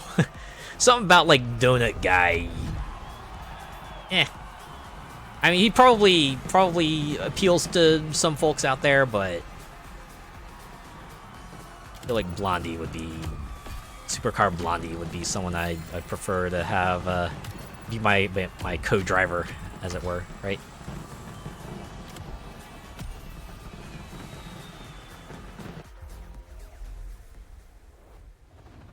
No time to rest on your laurels. Keep going, driver. All right, time for part 2.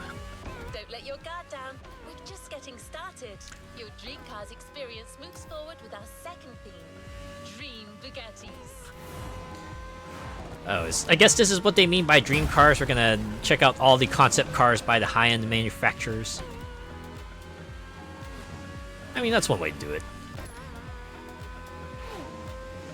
It's gonna be a bit of a drive to our next spot.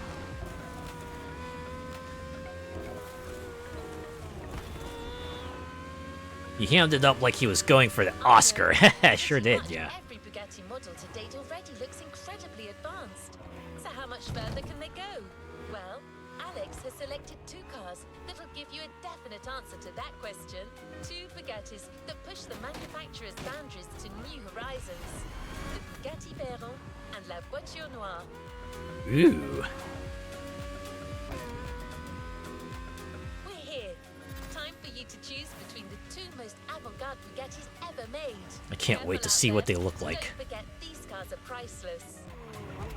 Again, why are you letting me drive them then?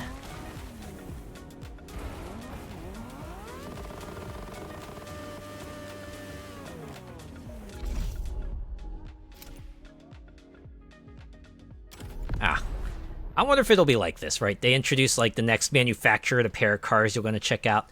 You choose one, and then you like do the outrun event, and then you do the duel event. The show continues, and we're not slowing Which I guess makes me down. wonder what event 7 will be like. Dream manufacturer has lent us 2 unbelievable Will it be like a concept 6-car cars. super relay? Elegant, impressive.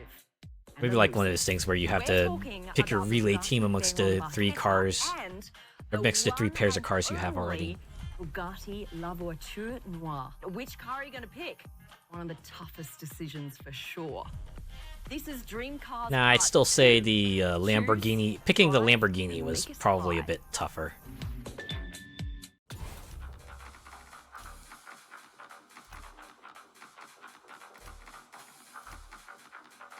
I kind of like this one. This one looks like maybe slightly more futuristic. It looks like one of those future convertibles you might see in like a sci-fi movie or something, right? Like just the way everything is. I'm gonna go with this. It's a 2015 car. Other car's 2019. Bugatti Veyron Barchetta.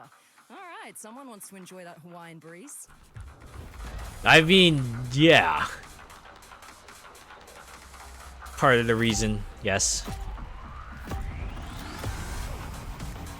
But can you really blame a person, right? You're here in the tropical paradise. Of course, you want to roll the windows down and enjoy that air and the breeze and the...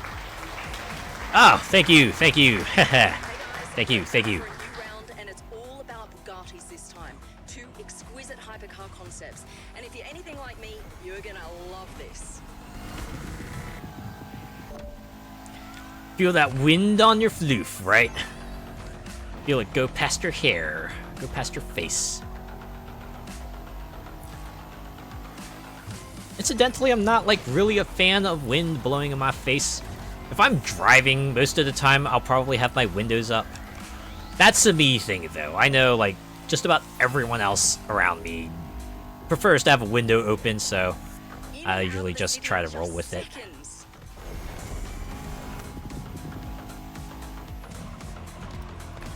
This looks like one of those battery cars for kids. You know what? It kind of does, doesn't it? It's like one of those things you'd have for All concept cars have finished interiors, but the cars we've chosen really do, and you've got to see them. I've seen them out in the stores. The ones that have like the My tip would be to racetrack switch parts to that you can the have top too, and right in there like the look. inductive This pads, gives and you you a chance gotta to admire the incredibly control your futuristic car through an interior as app. well. Don't get too distracted, of course. You still got to stay on the road. I was always half tempted to like pick one of those sets up, but they were always like priced. They were always just expensive enough that I would usually step back and think, nah, there's probably something else I want to spend my money on, so I would just like buy that instead. I think even Mario Kart kind of got into the trend too, right? With the whole There's only one of these cars in the world. medium blending, because they had that, I forget what it was called, but it's like that Mario Kart that you could like make real life tracks and then you'd be able to drive the cart around it. I almost picked that up as well, but I didn't because it was, again, priced out of my range. If I go over 70, then my hair goes all over like I'm in a wind tunnel. The way the windshield is curved, I think that's what, yeah. But yeah, the way the windshield just kind of like wraps around, well, sort of, has that appearance of like wrapping around the car too. Makes it look like it's one of those cars you might see on like a track, on a fixed track. Much like a battery car for kids, right? Something you might see in like slot car derby. This was like one of those cars you'd see in the Yakuza mini game, that slot car mini game, Pocket Circuit. I think that's what it's called. Yeah. Just a few more checkpoints. You've got to keep This up would be the like the pace. S-Class tier car that you would be able to get.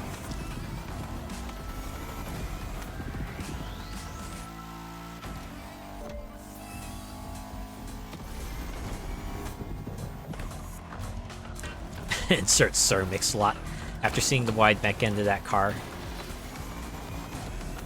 I mean, it's true. Something I can't deny.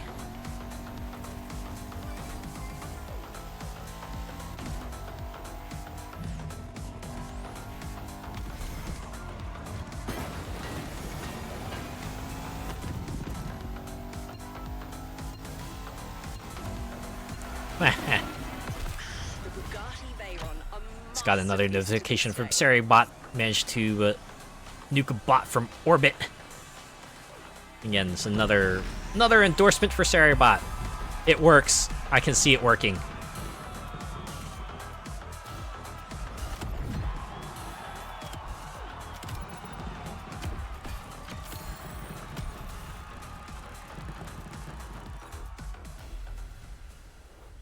Although I take that as a good sign. You know, it's picking up enough that bots want to come by and be like, hey, go check out That's our next stuff. headline. Do you think you're up to the job? Yeah, I'll go check out the next event after I finish this slalom.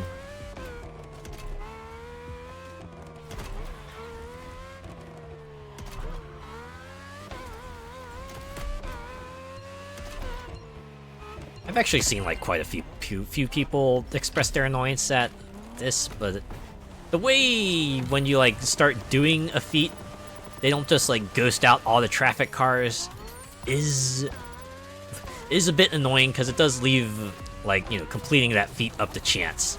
It's like the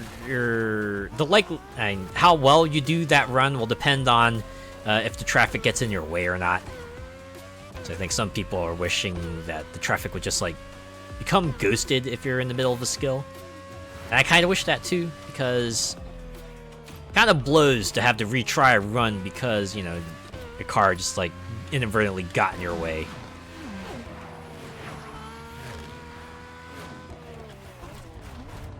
That's the one thing I liked about Forza with the ghosted traffic for PR stunts. Yeah! That's what I was thinking of, like the way Forza Horizon does it. Like if you're in the middle of a speed zone or a drift zone, then all the cars become ghosted, so you can do whatever you need to do unimpeded. I want them to do something like that. And I'm not sure if that's like even possible to do with the way things are, but I hope it's something they've at least considered.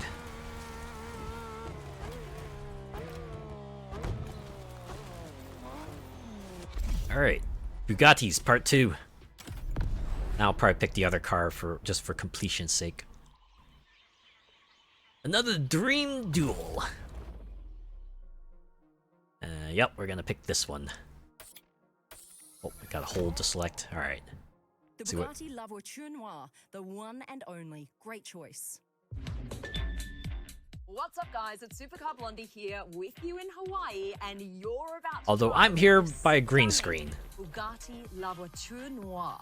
This is a car with a $20 million price tag. Good Only lord, one 20 car million. was Of course, ever another made. one of a And kind. the name Yeah, better literally be. translates to the black Translated car, as the but black it car. sounds Yep. way better in French. Of course This it car does. is inspired by one of the rarest Bugattis, the Type 57 SC Atlantic. That's like how if the you last watch some all-black Japanese Atlantic anime, that was they'll ever have just made. some phrases that And are it's in been English missing because to them it until sounds this really week. cool. Now, Right? To our anyone who like modern normally speaks futuristic English, it's take on like, our car is alright. back. But to them it's like, You ready oh to get man, behind this the wheel? sounds really, Let's really go. neat. And I do like the way how they'll try to portray that uniqueness sometimes when they localize it by you know, putting it in another language, right? If they speak English, then make it French or something like that, you know? Keep that air mystery around it. Although you have to do like multiple levels of translation then, right? Because if you do a French translation of the work, then you gotta translate it into another language to kind of You're in for a treat. maintain that air Same of deal. mystery. After showing off, time for a proper face-off, Motorfest style. Man, 6 exhaust pipes, like, ooh boy. These cars are both able to reach insane speeds. And how insane are we talking about here? Or like 300, over 300? 400 maybe? Has a French native speaker? Yes. Yeah. It's like one of those things where if you don't speak the language, yes, it is cool. And if you do speak the language, it's like, so? What?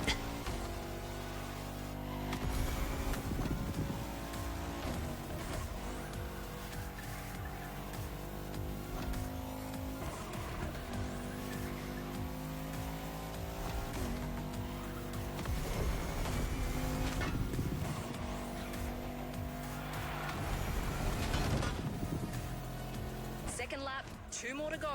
Oh, wow. Okay, this is a circuit race. Oh. I forget if the first duel was a circuit race or if it was like point to point. I noticed that on Crunchyroll with my fave series on there, the OG Japanese has a very different feel to the English dub. These cars are at the It does. pinnacle of luxury, and yet they're also defined by their incredible power. It's like, you know, you can try a lot of techniques to kind of try to keep the translation as faithful to the original, but you know, there are some things that are going to change no matter what, because there are going to be some things that inevitably will not get across as well as it does in the original language. So I always give props to all the translators out there. Right, they got the impossible job of trying to capture the spirit of the original while, you know, translating it to other languages so it can reach out to that wider audience.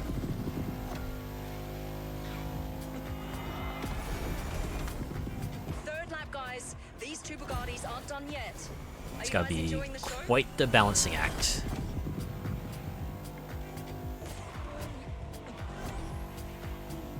Think more 400 kilometers per hour or about 250 miles per hour. Oh man.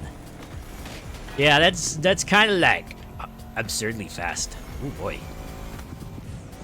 Imagine most speed limits, or at least most speed limits in the US tend to be, you know, like 50 to 80 miles per hour. It's like, yeah. You're really flying. I can't imagine driving in a car that's like going that fast. Like, holy cow. I'd be just like holding on to something for dear life. Just praying to God that, you know, we don't smack into anything, cause, yeah. Full potential. Unleash it. If you Go smack for into it. something that fast, just Go like, for it, driver. yeah. Just, yeah. You can leave it at that.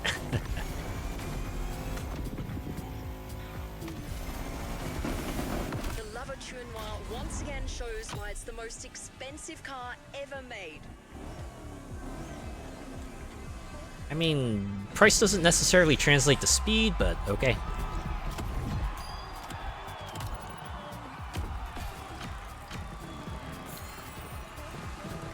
$70 on all motorways here, $50 on dual carriageways, and $20 to $30 in built-up areas.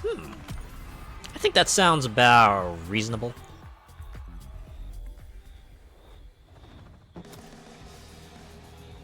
Alright, so what brand are we checking out next, Blondie?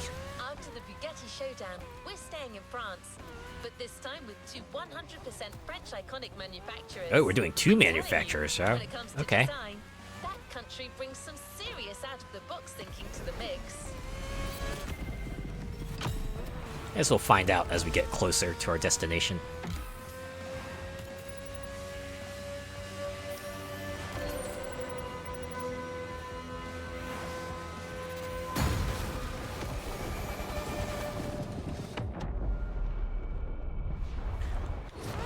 $70 though, rookie numbers.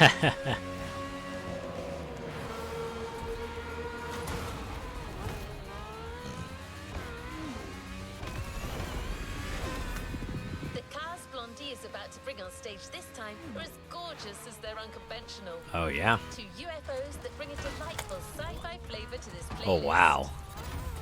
You're gonna call them that. In that car, if you flat out, your gas tank is empty in 14 minutes. Oh boy. It'll be like it'll have to be one of those things where you get into like one of those air tankers that just do a mid-drive refuel.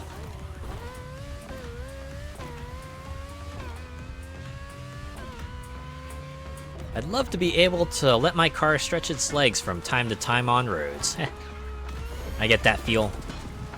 Sometimes you just want to floor it. You just want to go as fast as you're comfortable with.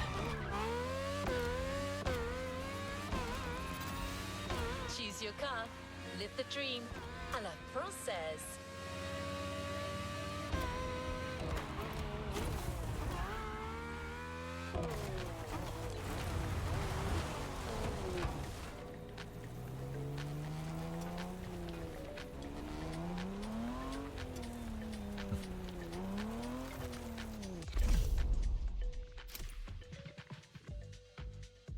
Oh, Citroen. Oh, this was the other car. This is the other car I grinded for in the Crew too, and then bought it so I could transfer it over into Motorfest. It was nice. Once I got like both of those cars, the bundle that I would have had to buy in this game to unlock this playlist disappeared because hey, I have the cars already, so who needs it? And we got two great surprises coming straight from France. These are some of the most gorgeous and unconventional concept cars I have ever seen. Posture There is check. no question Thank you for about that. it. Are you ready? All right. All right, We've there we got go. what I call the most beautiful car in the world, the Renault Trésor. The Renault and Trésor. the super fierce Citroen GT. No Citroen. matter Okay, which one so that's how you choose pronounce it. first, You're in for some serious fun. This is French Dreams. Let's go. So I guess since they're from two different manufacturers, each event will probably have us... Oh no, they're making us choose anyway. My car can handle it. I'm pretty sure you can take those curves. Also, hello, Arc Dargo, yeah. Welcome, thanks for checking me out, and thank you for the posture check again. Alright, since I got the Citroen, then let's drive that first, and we can do the Renault next event. The meanest French car ever made. You're gonna like this one. It's a 2008. Yo, the first in a while to read it right. I mean, I almost slipped up there. It's like one of those things where you know you see like most people the name have it the other way, and your mind kind of autopilots that way. But I took another look at it. I was like, oh wait, no, it's the other way. We've seen how iconic supercar manufacturers can go. I don't know. I slip up enough times where I try to look at a name carefully.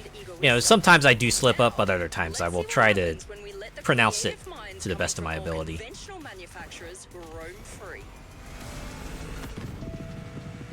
As you can see, I the getcha, answer is yeah. nothing short of incredible.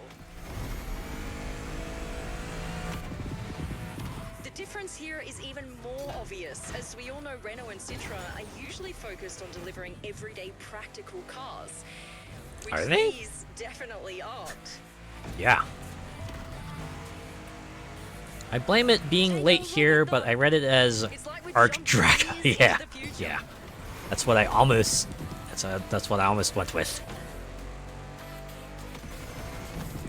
It's okay. It's because of my dyslexia that it's spelled that way. Ah, okay. I don't know. It at least makes it stand out a little bit, right?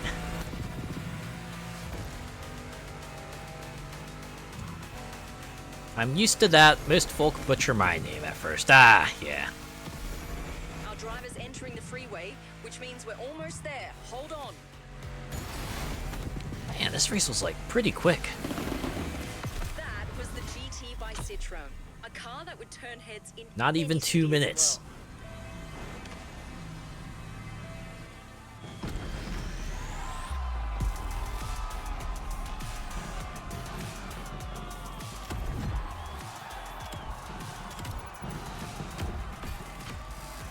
Ah, yeah. I was gonna fix that at some point, but it became more original for me, so I rock it now. Yeah!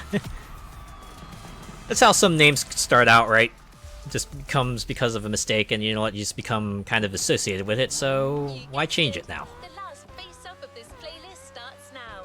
The Renault Trésor faces the GT by Citroën. Oh, This really? duel is going to be incroyable. Incroyable. I'm assuming that's like French for incredible.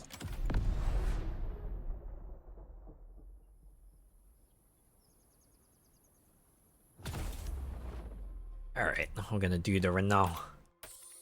Since we did Citroën for the Renault time Trésor trial. it is, the beauty with the honeycomb hood. Oh, that's the one they were showing in that video. The one that seems to be like more form than function. More of a spaceship person, all right. I like it. This I car do like has some of the spaceships and- coolest oh, wow. design features I've ever seen. Let me take you through some of them. Get this. It has a honeycomb-shaped air intake on the bonnet that actually opens and closes. Pale That lights canopy is that are just made of chef's special kiss. material that actually It certainly does stand out. breathing. I'll give them that. So cool. Never seen that before. And See, now I want to do this event again and just pick the Citroën and just see like what sort of tour we'll get for that Alright, car. Can't wait to see this in action. No pressure, driver. All right, you ready? Never was. Here comes the duel. Good luck. So wait. I'm pretty sure I counted like 7 event markers. What's event 7 gonna be like? Or is there gonna be an event 7? Maybe I just miscounted.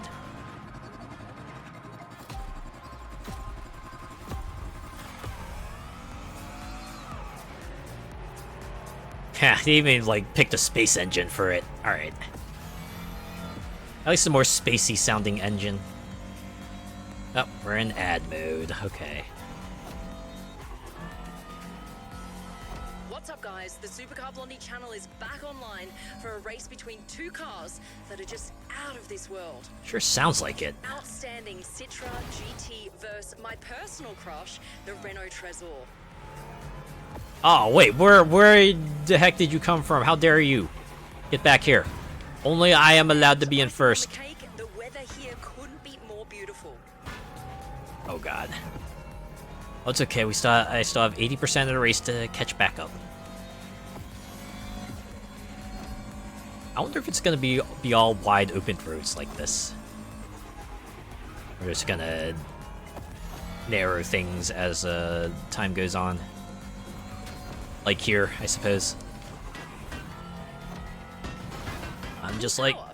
Does anyone know what it's called? get back here, you son of a... There we go. Oh. Don't want to bump into a building. That's a surefire way to lose my position again.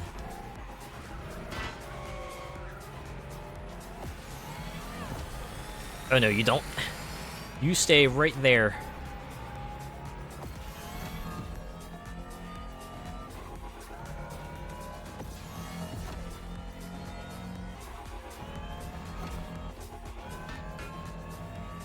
Here we are, cruising down the legendary Waikiki beach at speeds that'll rip through you. It's a good thing we're completely inside these very snug and all-covering, encompassing cars. Kind of used up all your trivia in that intro video, so now you gotta talk about the city. Do not slow down. We're going straight through that building. Straight out of an action movie. Oh yeah. They can make that, but keep churning out crappy Euro boxes and crossovers. Well, if Supercar Blondie is accurate, this is like outside of their wheelhouse anyway, so. Making supercars is not something they do every day. Stretch of road, driver. Go for it. Floor it! Buckle this! Ludicrous speed! Go!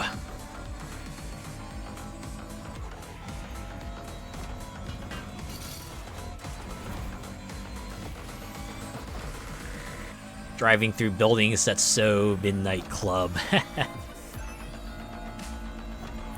Incidentally, I did upload. I've been uploading my Midnight Club playthrough to my VODs channel. I got like parts 1 and 2 up. I need to put part 3 together because I guess I must have had like internet outages, so that's like split into 3. So I gotta piece that together, have it processed, and then I can upload it tomorrow. But yeah, I guess if you want to get a glimpse of what Midnight Club 2 was like, you could check that out. You can check that out on my VODs channel. Or you go down memory lane if you were there to witness it. Can you believe it's been like over a year since I did that? Then again, it's been like over a year since I played a lot of games. I'll be rewatching that. Great memories, I can imagine. So that's it, huh? On to the next one. Oh, no, one more. Any car fan in the world would love to be in your shoes right now. I mean, so far, you drove the most incredible concept cars there are. You witnessed what So now we're going to show us like an actual present-day concept cars that we're going to end with this with. run wild. And you got to exploit these speedsters' full potential, which to this day is something only a few people on Earth have had the chance to do. You know, anyone who isn't playing the Crew Motorfest, that is.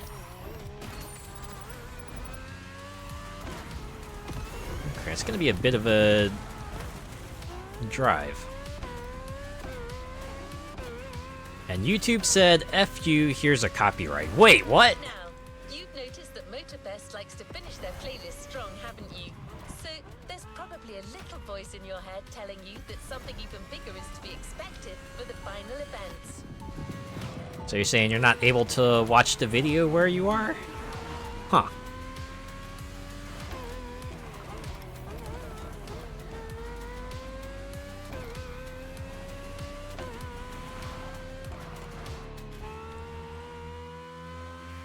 Well, Because YouTube said that, is right.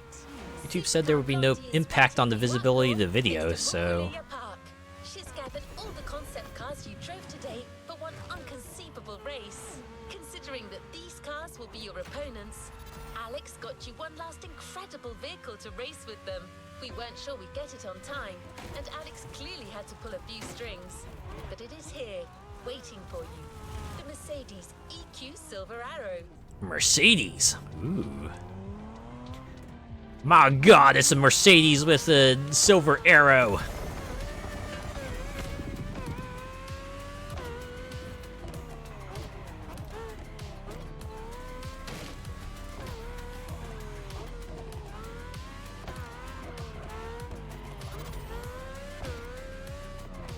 There's a chance that it can't be watched from embeds like on Twitter and Discord, etc. Ah, okay.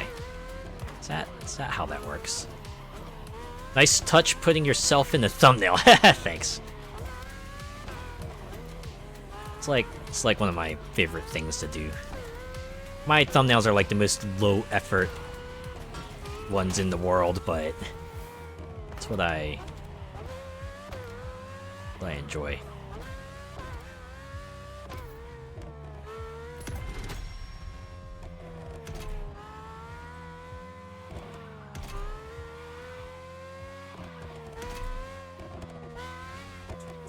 It's even better with a 3D model because I can like go into VRoid Studio, pose it how I want to, and then I just like put that into the thumbnail. So there are some cases, some other thumbnails you might see where I get like a little bit more, have a little bit more fun with it.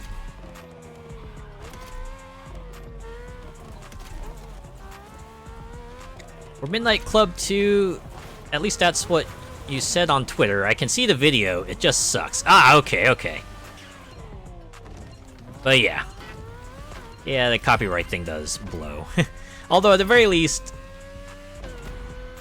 you know, I'm not looking to get monetized or anything, so I just wanted the video up. That's really the long and short of it. The last cool Renault was the... what was that? Sleo V6. Ah.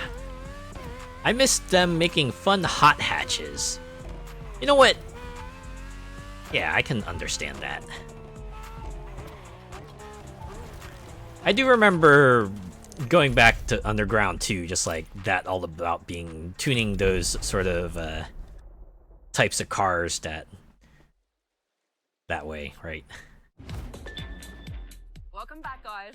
All right, now it's time. You know, it's not just about like the visible parts, but things like inserting those sound systems and what have you to really raise the style level of the car. The Dream Cars lineup is the Mercedes Vision EQ Silver Arrow. This is a And it's got its own logo and everything. Electric car with room just for you.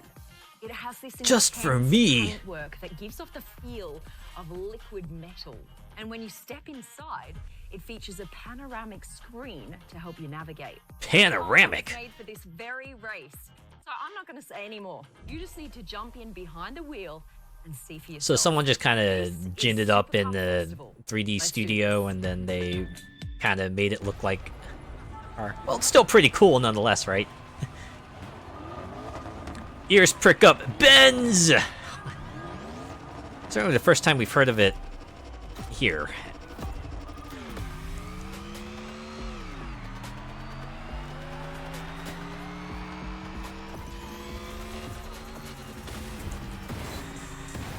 Also amusing that we were driving an electric car for the final event. The dream experience. Everything has led to this moment. We're going all the way south of the island, so this is going to be a long and tough race. A long race, you say? Well, can't... none of them will ever be as long as that freaking Liberty Walk finale. Like, goddamn. I mean, see, already here I'm seeing the percentage meter kind of, you know, increasing at a fast, constant rate. So, yes, this will be a long race, but it's not going to be like the absolute marathon that Liberty Walk is. Honestly, after Liberty Walk, every other event is just manageable by comparison. Like, sheesh. I'm here for the Benz totally fanboys out.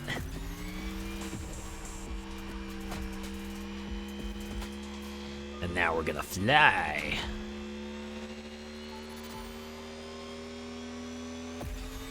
Going down now. Watch for the curves. I mean, that's actually probably good advice, right? Make sure your car doesn't pick up too much speed, because it'll still have to turn. Or should that be Fan Fox? Well, I mean, I guess depends if you're still like, you know, if you're still could consider yourself a Fox boy, I suppose. That's the key thing here. Would you just be like a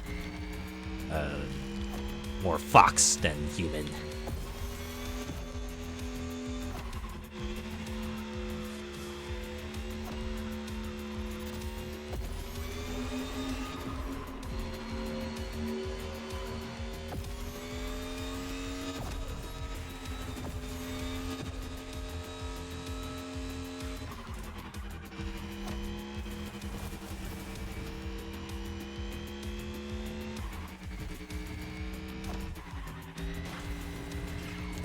Oh, it's Clio, like Clique. Okay.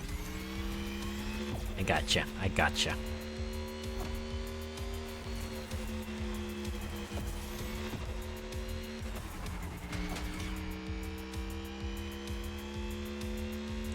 Yeah, as you can see, I certainly have my moments where I might mispronounce words. Times like those. This is a showdown to behold. Even for me, this race is a big first. Stay tuned, everyone. It's raining supercar concepts here.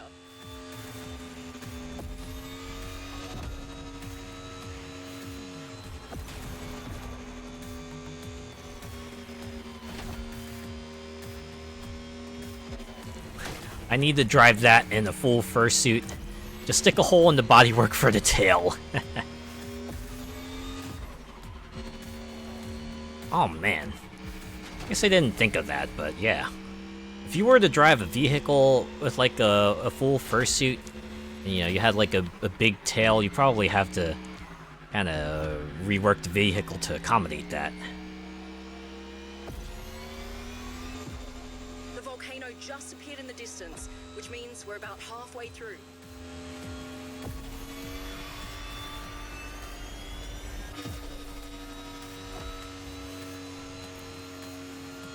Going all the way to the volcano now, are we? So it looks like this event's going to be about 7 minutes, which is a bit on the longer side, but... Alright, what does our driver have to say about the silver arrow? You know, still manageable. Still doesn't overstay its welcome. Mostly because you get to drive a new car for it. But it was totally worth it. Just look at this thing. Tell me this is not the most futuristic car you've ever seen, or better yet, driven. And there's that one car with that wraparound windshield that I felt was maybe a bit more futuristic.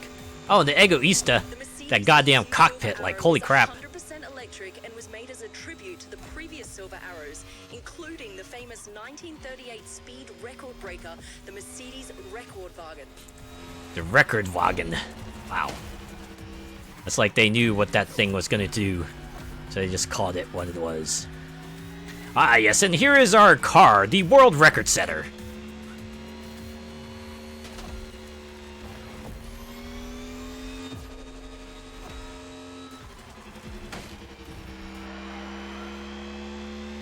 It'll be like that one Bugatti car, just like world record setter, but in French. Custom shows. That's something I always love to do when I get the opportunity.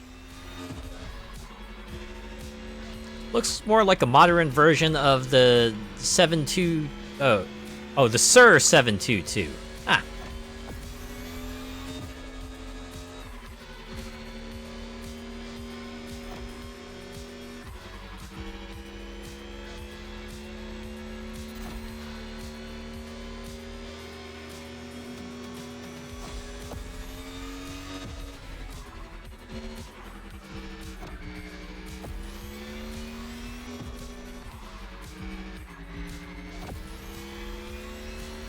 We're almost there.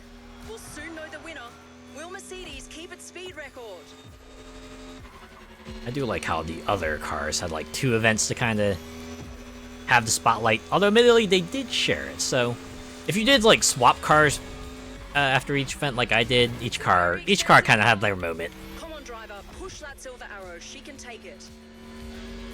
Pull the string back and then let that silver arrow loose. Let it fly towards the target at the finish line. Just like that. Experience, organized by Motorfest and the Supercar Blondie channel. I hope you guys had an awesome time. I mean, it was cool looking at them. I'll give them that. Of course, they had 5 of the cars in their background. Not all 7 that you witnessed. I do wonder which one of these am I taking home with me.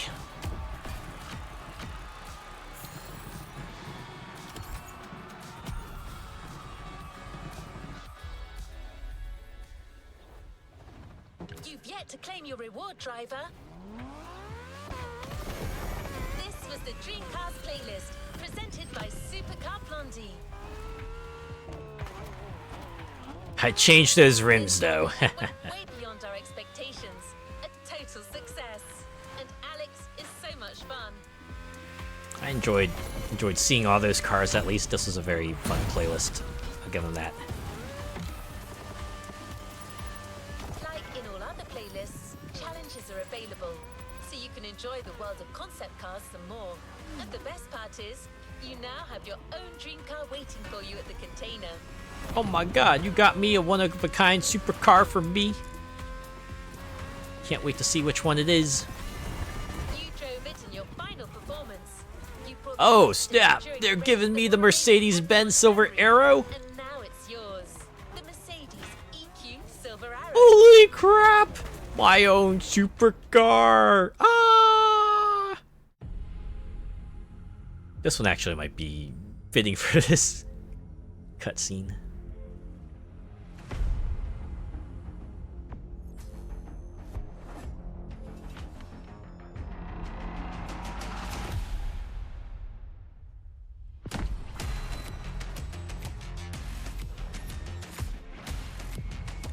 And even the startup kind of gives a different feel, at least.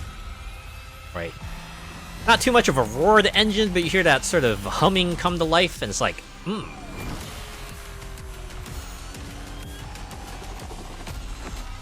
and the way the back raised up as well. There we go. That's another playlist done. And you know what? That's it. That's all the playlists they have done for now. We got you a new car and all, and I can see you be all, is it azure blue? Right. And if it's not blue, I'm gonna make it blue. I'm gonna paint it blue very soon. But yeah, that's it. Apparently, they introduce like a new playlist to this list every season, but for now, this is all they have. It's a bit of a bummer. I was kind of hoping there would be like some sort of grand finale playlist, right?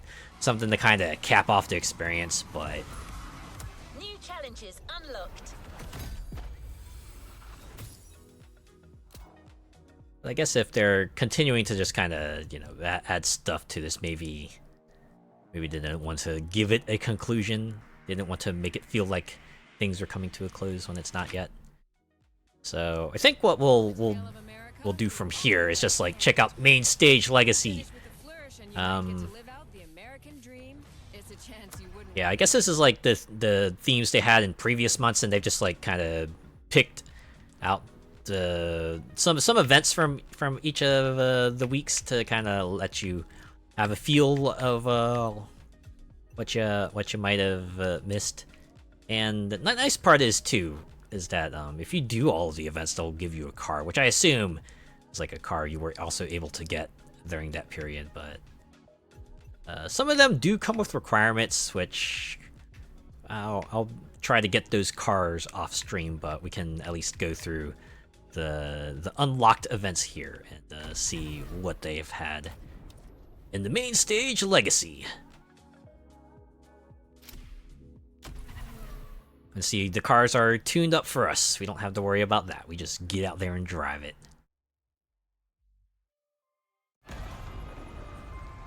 I have to assume these are like all Summit contest events that they've just made permanent. Like this one. So I remember correctly, this was like that one donut event, except down now I'm making it like a street event.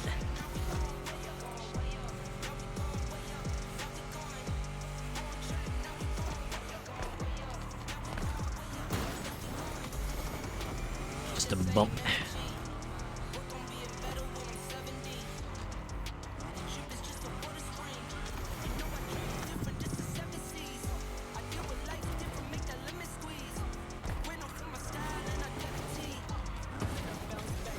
Yeah, this is like one of the things I like about this game, is that they do a lot on track even to kind of give each event at least a bit more of a unique feel, right? Like with the playlist you saw, each playlist had their unique decorations, and even like the Summit contest stuff has like balloons and banners with the current logo on them, so certainly do what they can to kind of give each particular set of events a unique personality. That's like pretty cool, right?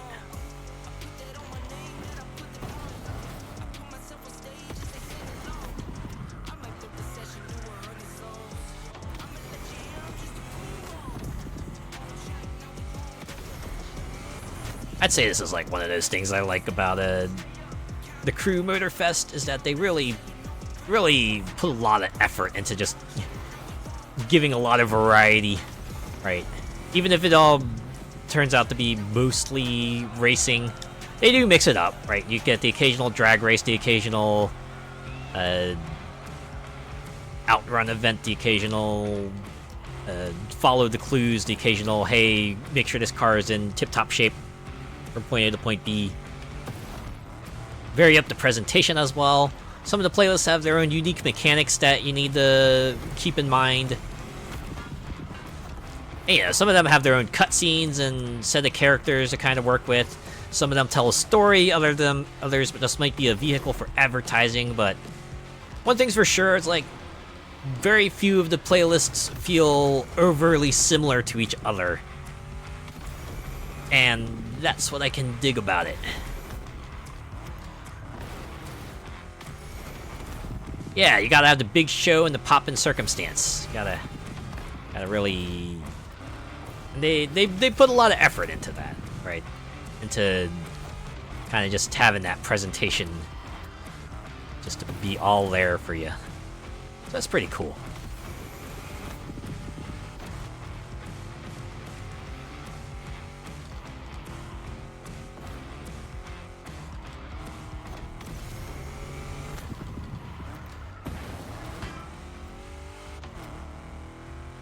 Like, even if the, you know, the main stage legacy and the summit contests are like just remixes of established races in some way or another, they're still putting a bit more into it. You know, they're removing the decorations from the base event, putting in the unique ones related to the current themed week that's going on at the moment.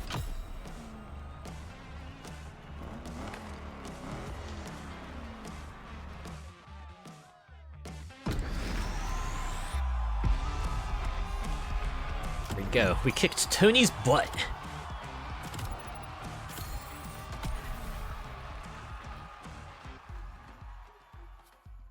Oh, when they said returning to free drive, I was worried a bit, but they brought us back to this menu. This might actually go by a bit more quickly since we don't have to drive from point to point.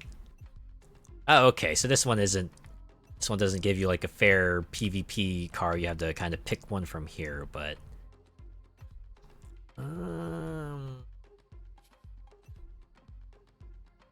nice part about Motorfest is that you can change the specs of the car before you race, even during like the summit contest. Because it's like the way it works in the Crew too. If you wanted to, like, you know, spec up your car to the appropriate level, you would have to exit out of the live summit menu and then swap out the parts there. And then you would have to go back in, which would take a few more button presses than one might be comfortable with, but here, you can do it right from the menu. Also, you're able to kind of swap all the parts out from the same menu. And I remember in 2, you had to go into the exhaust menu to change the exhaust part, and then you had to go into the suspension menu to change the suspension part, but here, you can just go down the line and pick whatever part you want to equip to it, and then just be on your way, and that's pretty rad. They need one of those arena event commercials. Sunday, Sunday, Sunday! Azure Gale will be racing concept cars. Don't miss it. Be there. Yeah, be there. Be square. Once in a lifetime event, you will never see it again. And now we're racing Sheldon. We're gonna show Sheldon how incorrect he is.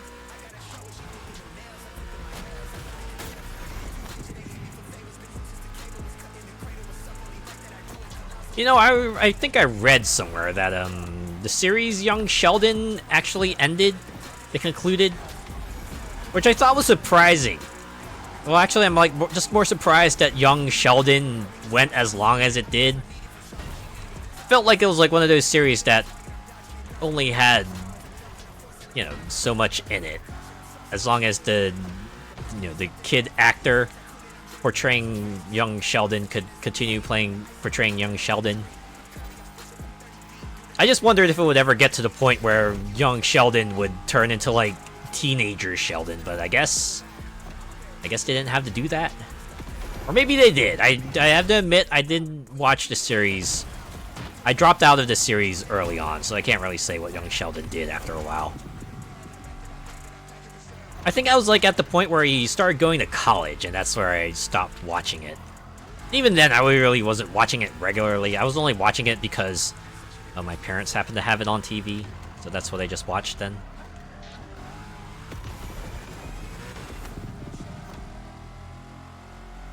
I heard that too. I was like, oh, when is Saw 9 series?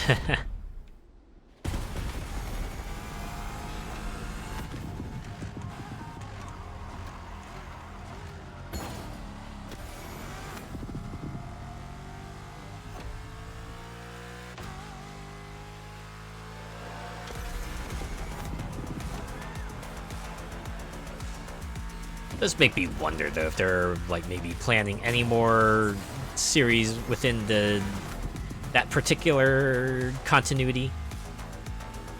They've done Young Sheldon, they've done Big Bang Theory. Is there anywhere else they could go with that, or is that?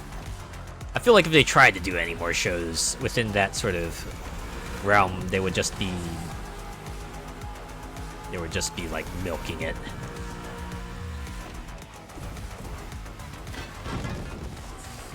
Never watched Big Bang Theory, but might give Young Sheldon a try.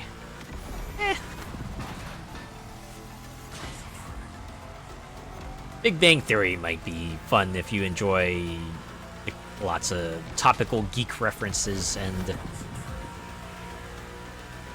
maybe a bit of a nerd humor. Young Sheldon, I think they were trying to go for that, like, sort of, family sitcom style, and I think they did all right with it. I wouldn't sit down and like just watch the entire series from beginning to end, but if I caught an episode here and there, I'd be like, you know what? That was a fine 30 hours or 30 minutes spent, right?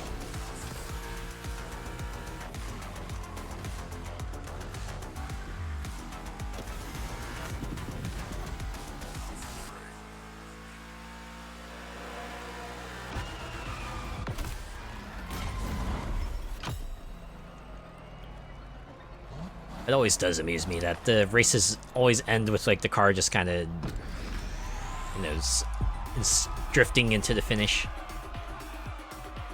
And the whole drifting into the finish is like a pre-canned animation too. It's not like, say, Forza Horizon where your car kind of enters and exits in whatever position you have it.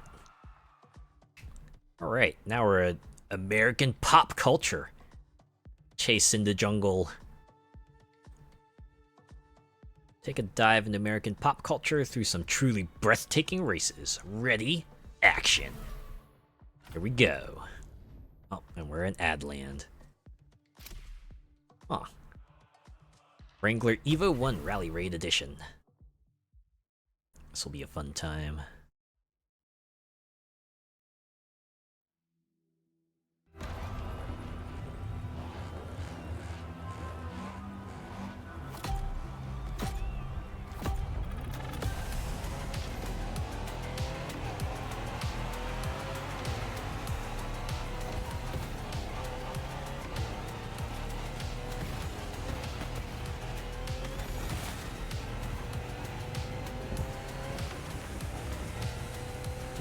I have to imagine it takes a little bit of time to figure out a banner and a balloon design that kind of works with the kind of logo you have too.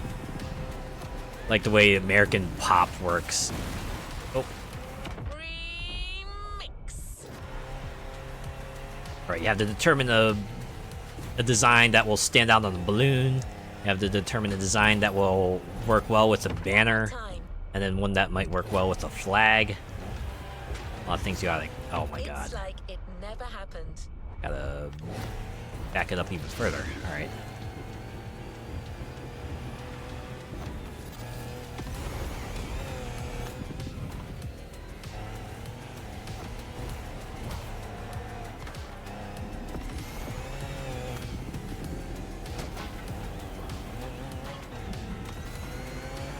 I know I've said this already, but I really do like the Crew series leniency with checkpoints. As long as you're like remotely close to the flags, they're like, all right, you know what? That's close enough. We'll count that checkpoint. You just keep going. I mean, Forza, it's like still pretty clear, right? As long as you're even touching the flag, they'll count it as having hit the checkpoint. You can just like move on from there. But you know, in that game, if you clearly swerve past the flags, no, you definitely missed it. Rewind. Try it again and go through it this time. Just fine. Right, so that's how that game works. It's how I will work with it. But Crew's leniency does let you kind of be a bit more loose with the racing, as it were.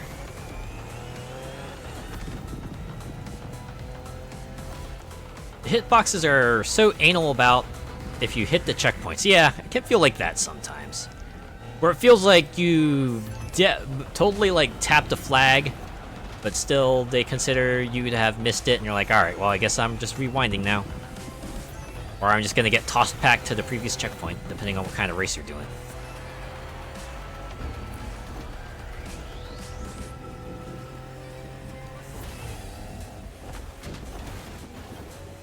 Oh, definitely rewinding that.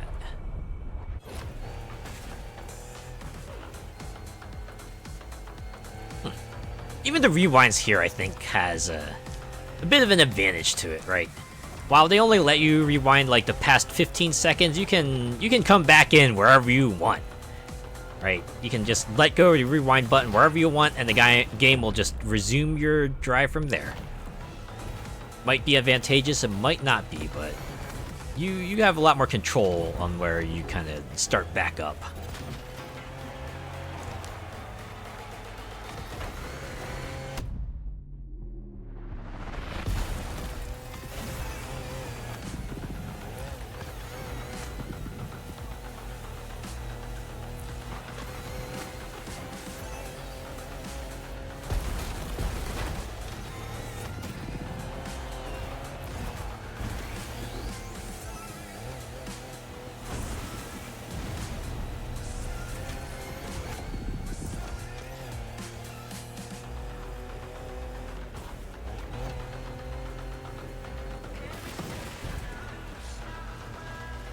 I'm gonna like completely switch gears here, but Multiversus, that came back up like a few days ago. And if you don't know what Multiversus is, it's like Smash Brothers, but instead of Nintendo characters, they're kind of crossing over all the properties owned by WB. So you could have like Rick and Morty facing off against Bugs Bunny, facing off against Batman and Superman, and Gremlins, and Adventure Time, and Steven Universe, and even Friday the 13th and The Matrix. Kind of like that. They were in open beta like last year for a bit, but then they took the game offline for like a really long time to kind of fix it up, I think. They had. And then it wasn't like maybe a few months ago they started showing signs of life again, started teasing a few things, and then finally went back online. There are definitely a lot of changes to it, a lot that they've mentioned, like oh man, are you telling me I literally did no monster truck events? I mean, there was the one, I guess, with American Muscle, but yeah. Well, hopefully my stock monster truck will be able to take on the competition. Reach top 3.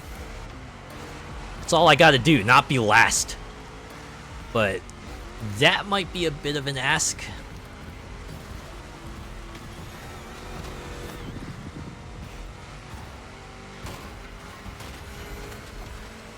But yeah, I've been playing that for the past few days. There's definitely changes made to it. Like, one of the things I noticed that they made all the characters bigger, which is kind of weird because they didn't change the stages to compensate. So now all the stages look oddly extra small.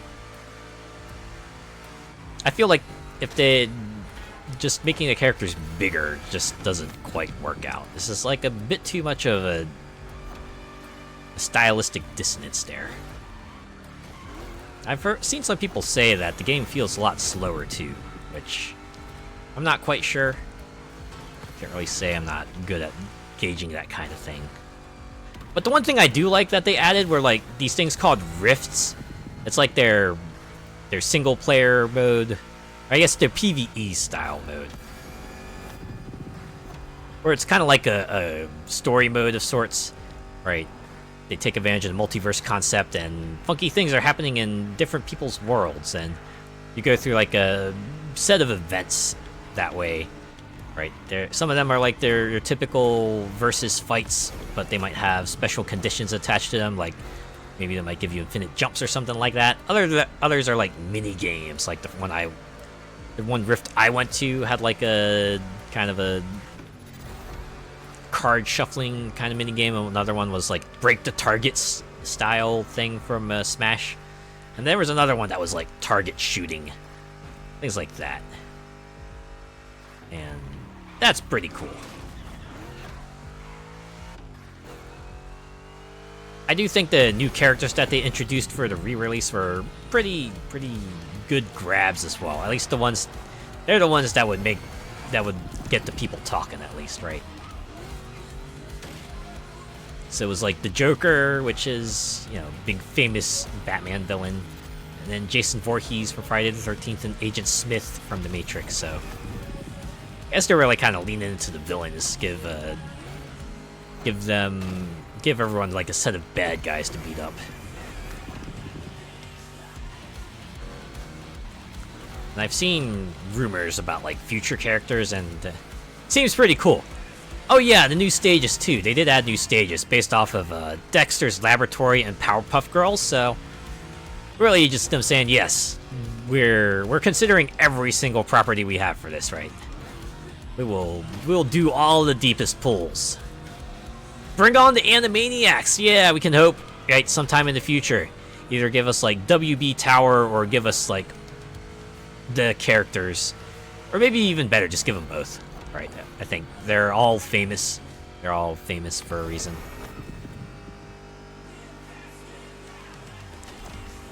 I guess the other thing that's maybe kind of rubs me the wrong way is that things still feel kind of grindy. Because like most other free-to-play live service games, this one has a battle pass.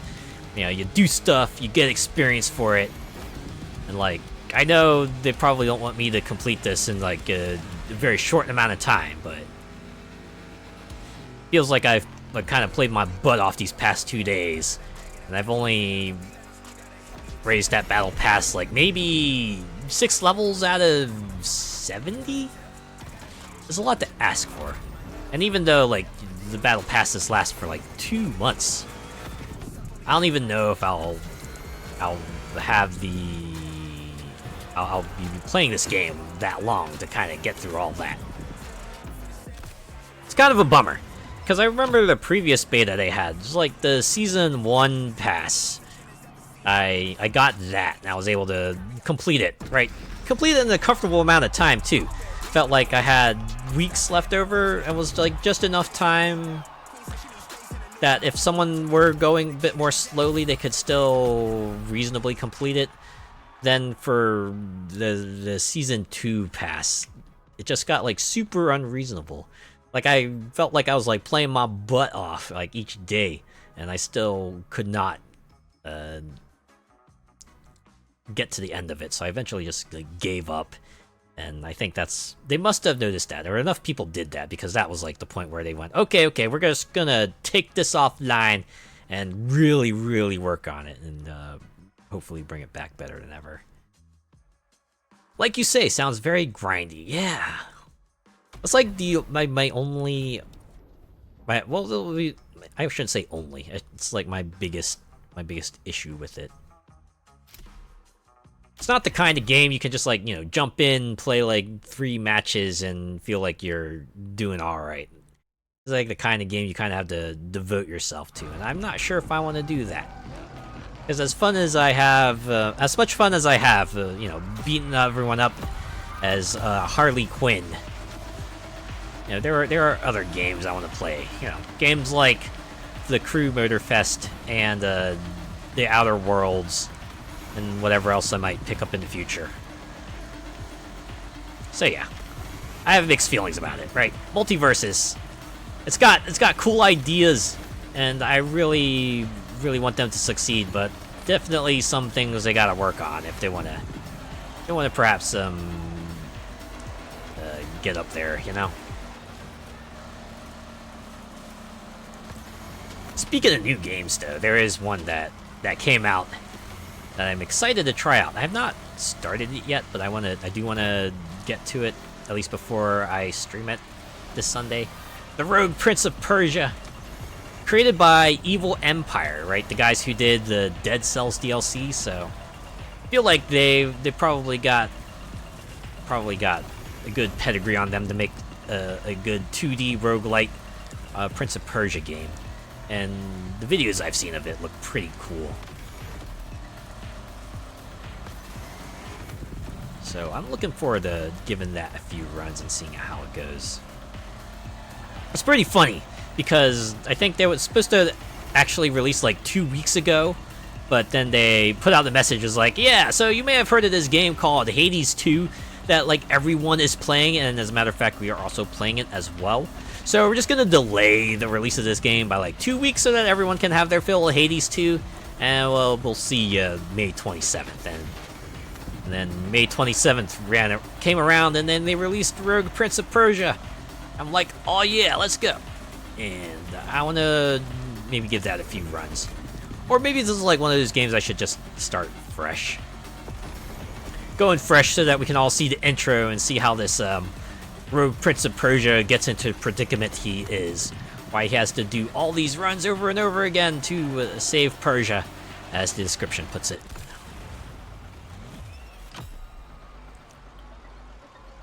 Under the Prince of Persia, I do also want to play the Lost Crown. Although, in that case, I'm like waiting for it to come out on Steam. Because if you want to play it on PC, you could play it on Ubisoft Store and I believe Epic Games Store, but yeah, if you want to play it on Steam, well, tough luck, you can't do that. I wonder if it's just like it's gonna be like similar to the Crew Motorfest, where like after 6 months they'll make the Lost Crown available on Steam.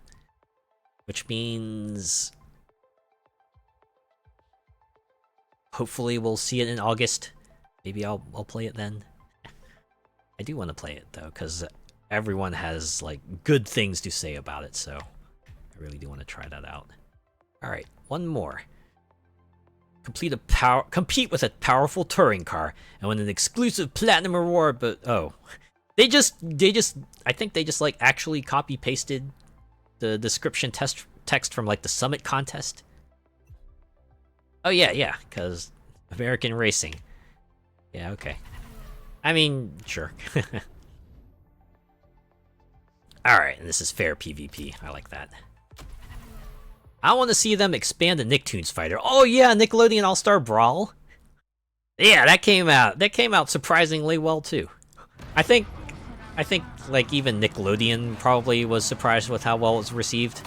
Because I remember, was it the first All-Star Brawl was like pretty cool, although it definitely felt like it was restricted in some ways. And oh my god, this has tire wear. Okay, just gotta remember to hit the pit stop every now and then. But yeah. It did well enough that they eventually updated the game to include voice acting and actually like patched in items and put in DLC characters. And then All-Star Brawl 2 came out, and they're like, oh man, they got to do an All-Star Brawl 2. And you could see like they clearly had more budget to work with, because everyone got like, you know, more costumes and the backgrounds looked a lot better. Though I heard All-Star Brawl 2 was not without its criticisms, because Apparently they cut out like a ton of the roster from All-Star Brawl 1. You just can't play as them, so you know, if you like those characters, it's like tough luck. Which is a shame too, because they definitely added in other characters that people were excited about. So the fact that you can't have like, you know, the entirety of the roster there is probably a bummer, but oh, I know that they added like a single player mode in All-Star Brawl 2 as well. So that might be a reason to check out that game, even if only for a night, right?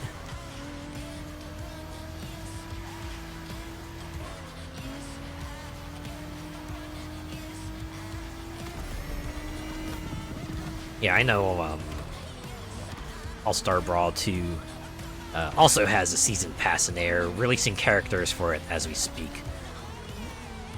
I think they've also said who the characters were, right? It's like, was it Hero and Zuko from Avatar, and also Mr. Krabs, I believe? And I'm not sure if they've announced who, like, the fourth character is yet, but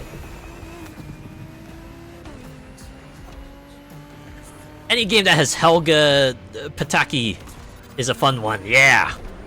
I think that's like one of the things that helped people kind of warm up to All-Star Brawl.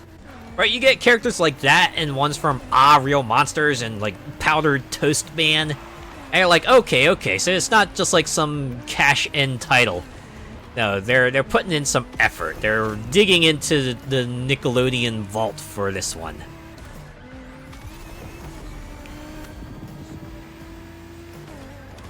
It's actually funny, because I think I remember reading somewhere that they considered...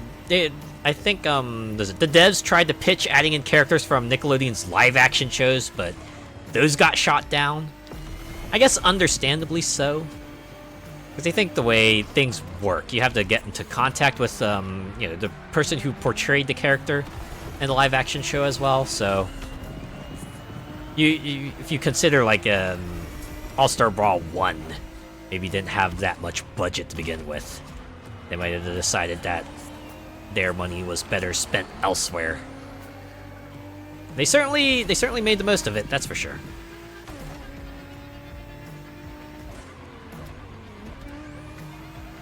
I'd love to see a crossover with Nicktoons versus cartoons from Cartoon Network. So basically, we just want like a Nickelodeon multi-versus All-Star Brawl. Or wait, a multi-Nickelodeon All-Star versus Brawl. There. Something like that, right? Maybe like minus Jason, Game of Thrones, The Matrix, and all that. But yeah, something like that. And that would be pretty neat, I would agree. I think the biggest hurdle just might be getting WB to get on board with it. Maybe Nickelodeon too, but it would be the dream game. That's like how I always dream of like some sort of Marvel and DC game, but you know, the likelihood of that happening, especially now that DC is owned by WB and Marvel is owned by Disney's, is microscopically small. Bit of a shame that.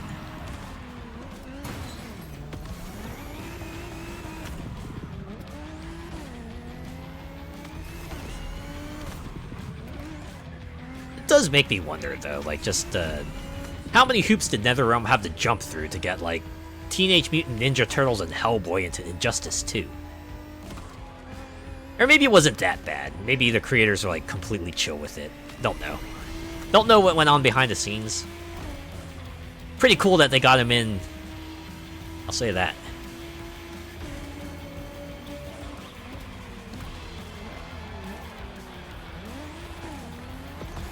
I don't know.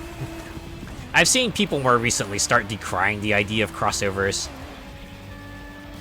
Because they like dilute, you know, they dilute the themes and the brand of the home series, right?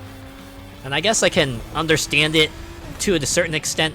If you just mash them all together willy-nilly, it certainly feels like you're crossing over for the sake of crossing over, right? Without like, you know, if you don't dig in any deeper, it just feels very surface level, and maybe that's not what people are after.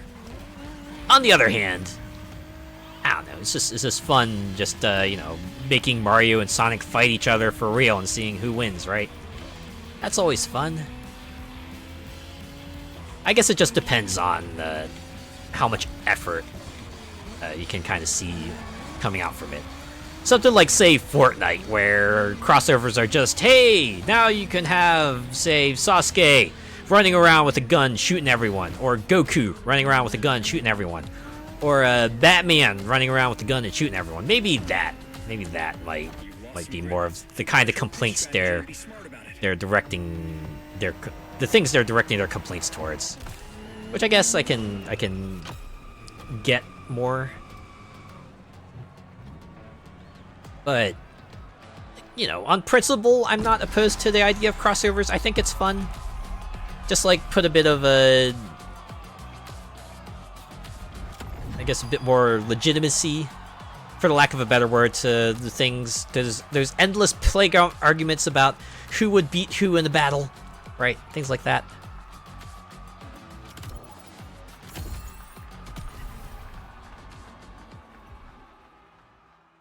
So yeah, there are 2 more I can do here, but they require a particular vehicle, as you can see here, and I could totally afford this. I want to see if I can maybe get one of these cars in, like, the Crew 2 and then import them in. But yeah. See, they have, like, currently 5 playlists worth of main stage legacies to go through, so it looks like they've picked, like, 2 from each week, so 8 to 10, so you know, there's a bit of stuff to go through here, but yeah.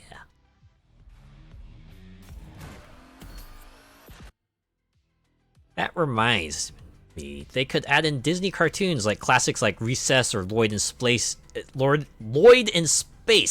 Weekenders, etc. Yes, I can absolutely see that. Or if they really wanted to dig deep, like, you know, bring in Tailspin, DuckTales, Gummy Bears, Chip and Dale, Rescue Rangers, Quack Pack, Goof Troop. Yes, Goof Troop Bonkers, yeah! Mighty Ducks, what else was there? Darkwing Duck, oh man, why am I drawing a blank now, of all times? I guess we could hit, maybe even draw on their more, or I guess, relatively recent stuff.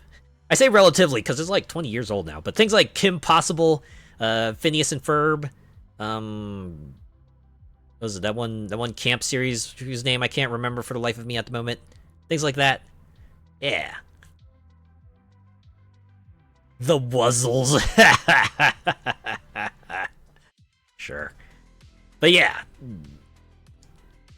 Again, the hurdle would be getting Disney, like with WB, it's probably just getting Disney to sign off on crossing over with Nickelodeon and WB, but yeah, it's like one of those things where maybe the closest we'll get to it is like Mugen, and even that has like a different framework than what people might want from it.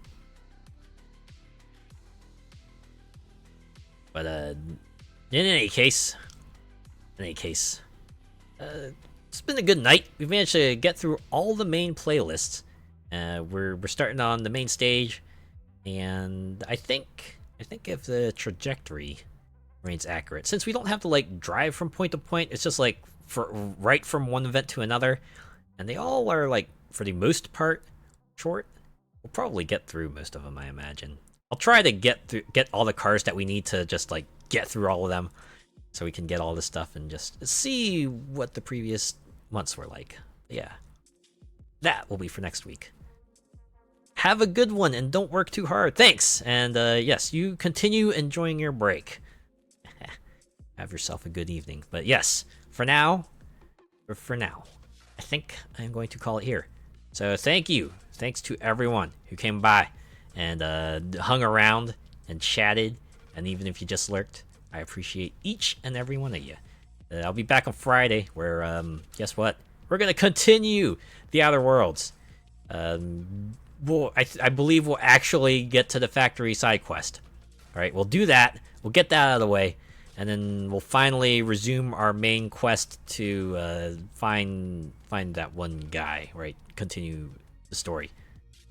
It would be funny if that was like the only quest that we needed to do story-wise on Monarch. I don't know. I just want to do everything, right? Just level up as much as I can, get all the good gear, make sure I'm like maximally prepared for when I have to actually hit the next story beat. So we'll do that. Alright. Let's look for someone to raid. And I will go ahead and start back up the Crew Motorfest playlist. Can play that. Listen to some Motorfest music in the background while I look for someone to raid. Oh, no, that's not.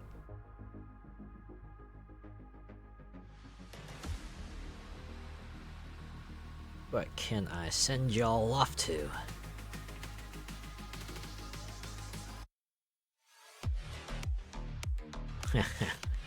See, someone's playing Assetto Corsa. That game came out like the mid-10s, right? Still supporting it. I believe there is another game of the Assetto Corsa series coming out soon. I think I've seen some news about that. I'm sure folks are looking forward to it. That's like one of those games I want to try at some point. Maybe when I'm in the mood for more regulation racing, I'll check that out.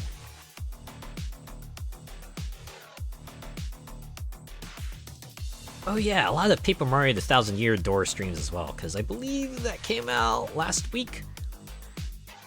I heard it's like pretty good. Like the biggest complaints people have, I think, are like it runs at 30 FPS, which I think is a legitimate enough complaint considering the original game ran at 60. So yes, I know the everything is higher quality, but look, we're talking about Nintendo here. These are the folks who can make like a huge ass game like Odyssey fit into like a few gigabytes. What do you mean they can't keep the game continuing at 60 frames per second even with graphical upgrades? This is like a hardware conflict or something that we're not aware of?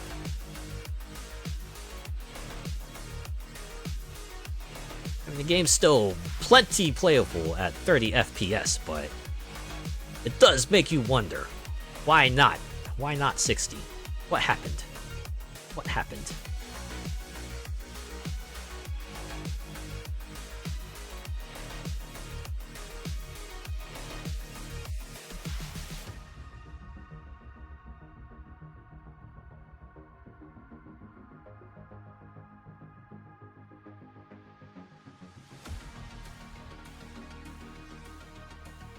You know what? Girls, I haven't like taken a drink or anything. Maybe I should do that.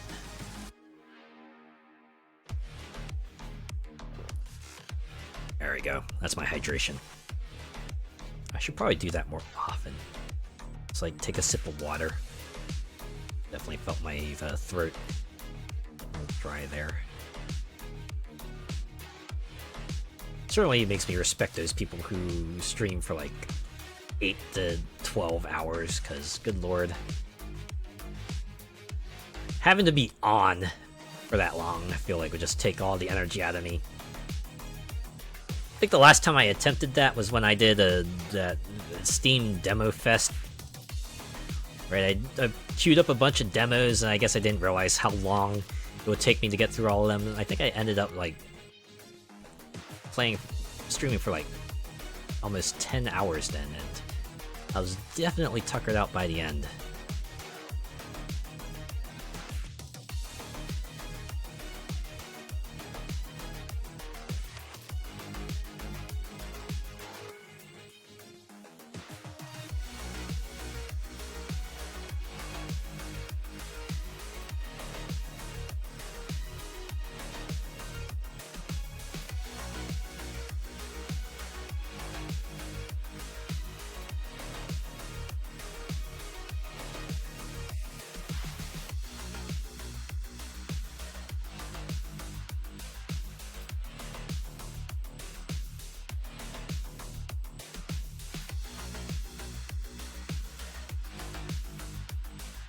I've seen some people play Final Fantasy XIV as well, but I guess that makes sense because there's an expansion coming out soon.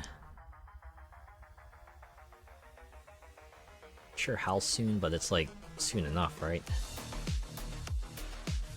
It's also the Elden Ring DLC. I've seen a handful of people play Elden Ring for that.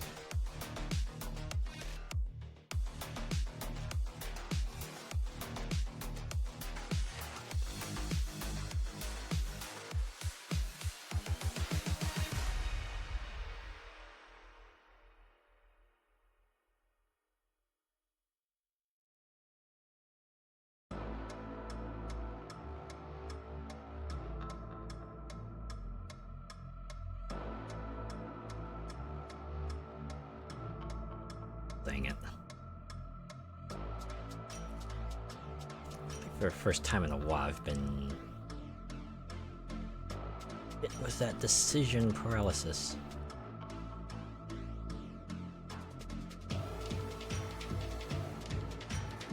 Alright, we can go through here again and see. Someone's playing something that stands out to me. Hey, that kind of rhymes.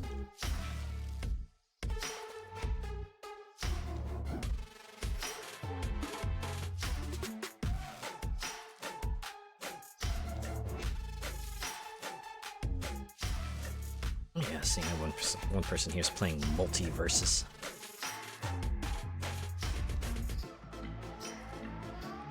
Someone's playing blues.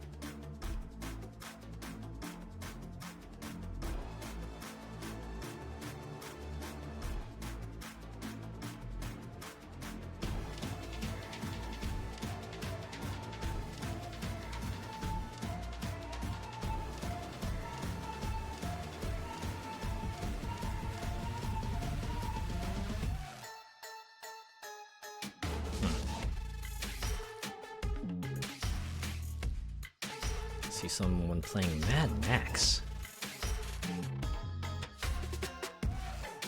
I think that game's out on PC. I'll have that as like a break glass in case of emergency kind of game.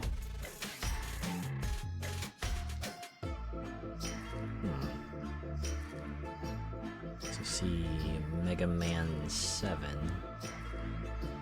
think I already mentioned that.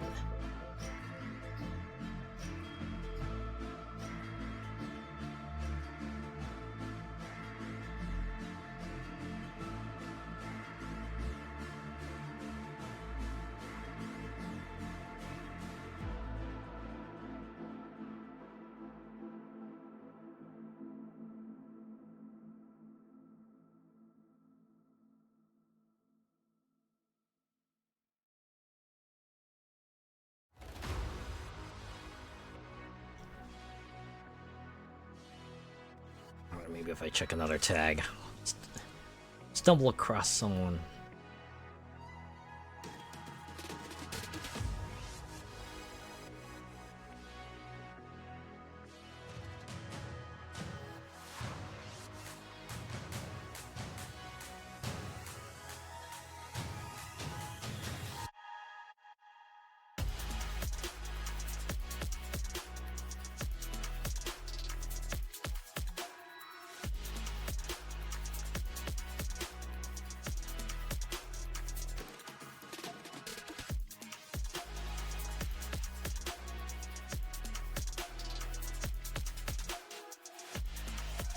Oh, hey.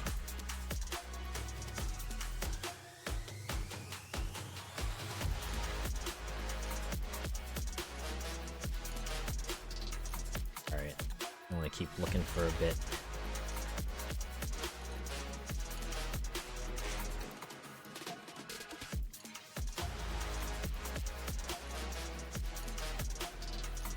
You know what? I'm gonna do something I usually don't do. See if there's anyone else playing the Crew Motorfest.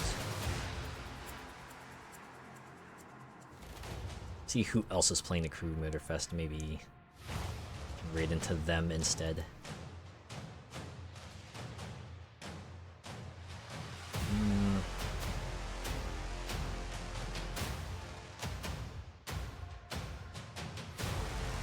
Yeah, okay. Never mind that.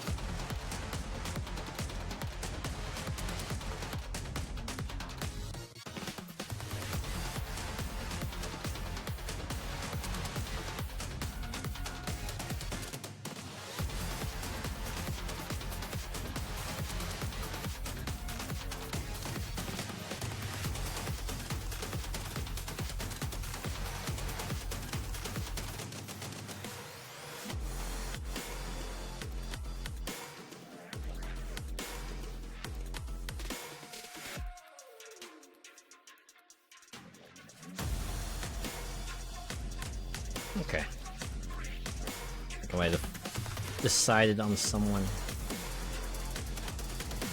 Let's see if they have raids open.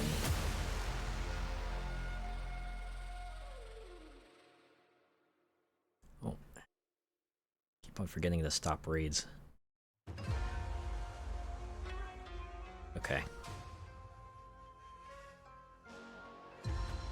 Wow, the window's actually larger. Alright, let's see if this goes through. Alright, cool. Looks like Cloud Eluxy is playing Bloons Tower Defense 6. It's a nice way to wind down, I suppose, after some casual driving in Hawaii. Why not? Relax by watching a whole bunch of monkeys shoot down hordes of balloons. Sounds like a fun time, right? No, that game is very fun. I enjoy Bloons TD myself.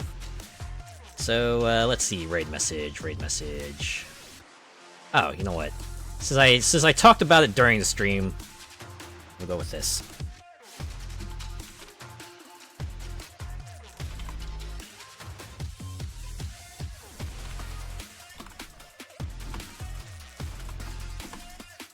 There.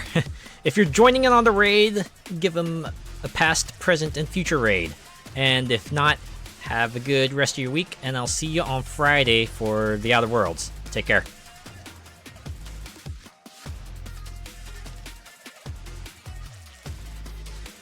I really was hoping for some sort of grand finale playlist, though. Like something just go, oh yeah, so now you've seen everything that we have to offer, but the adventure, best things have yet to come, or something like that. Even if it ends on an open note, just give it some sort of concluding note.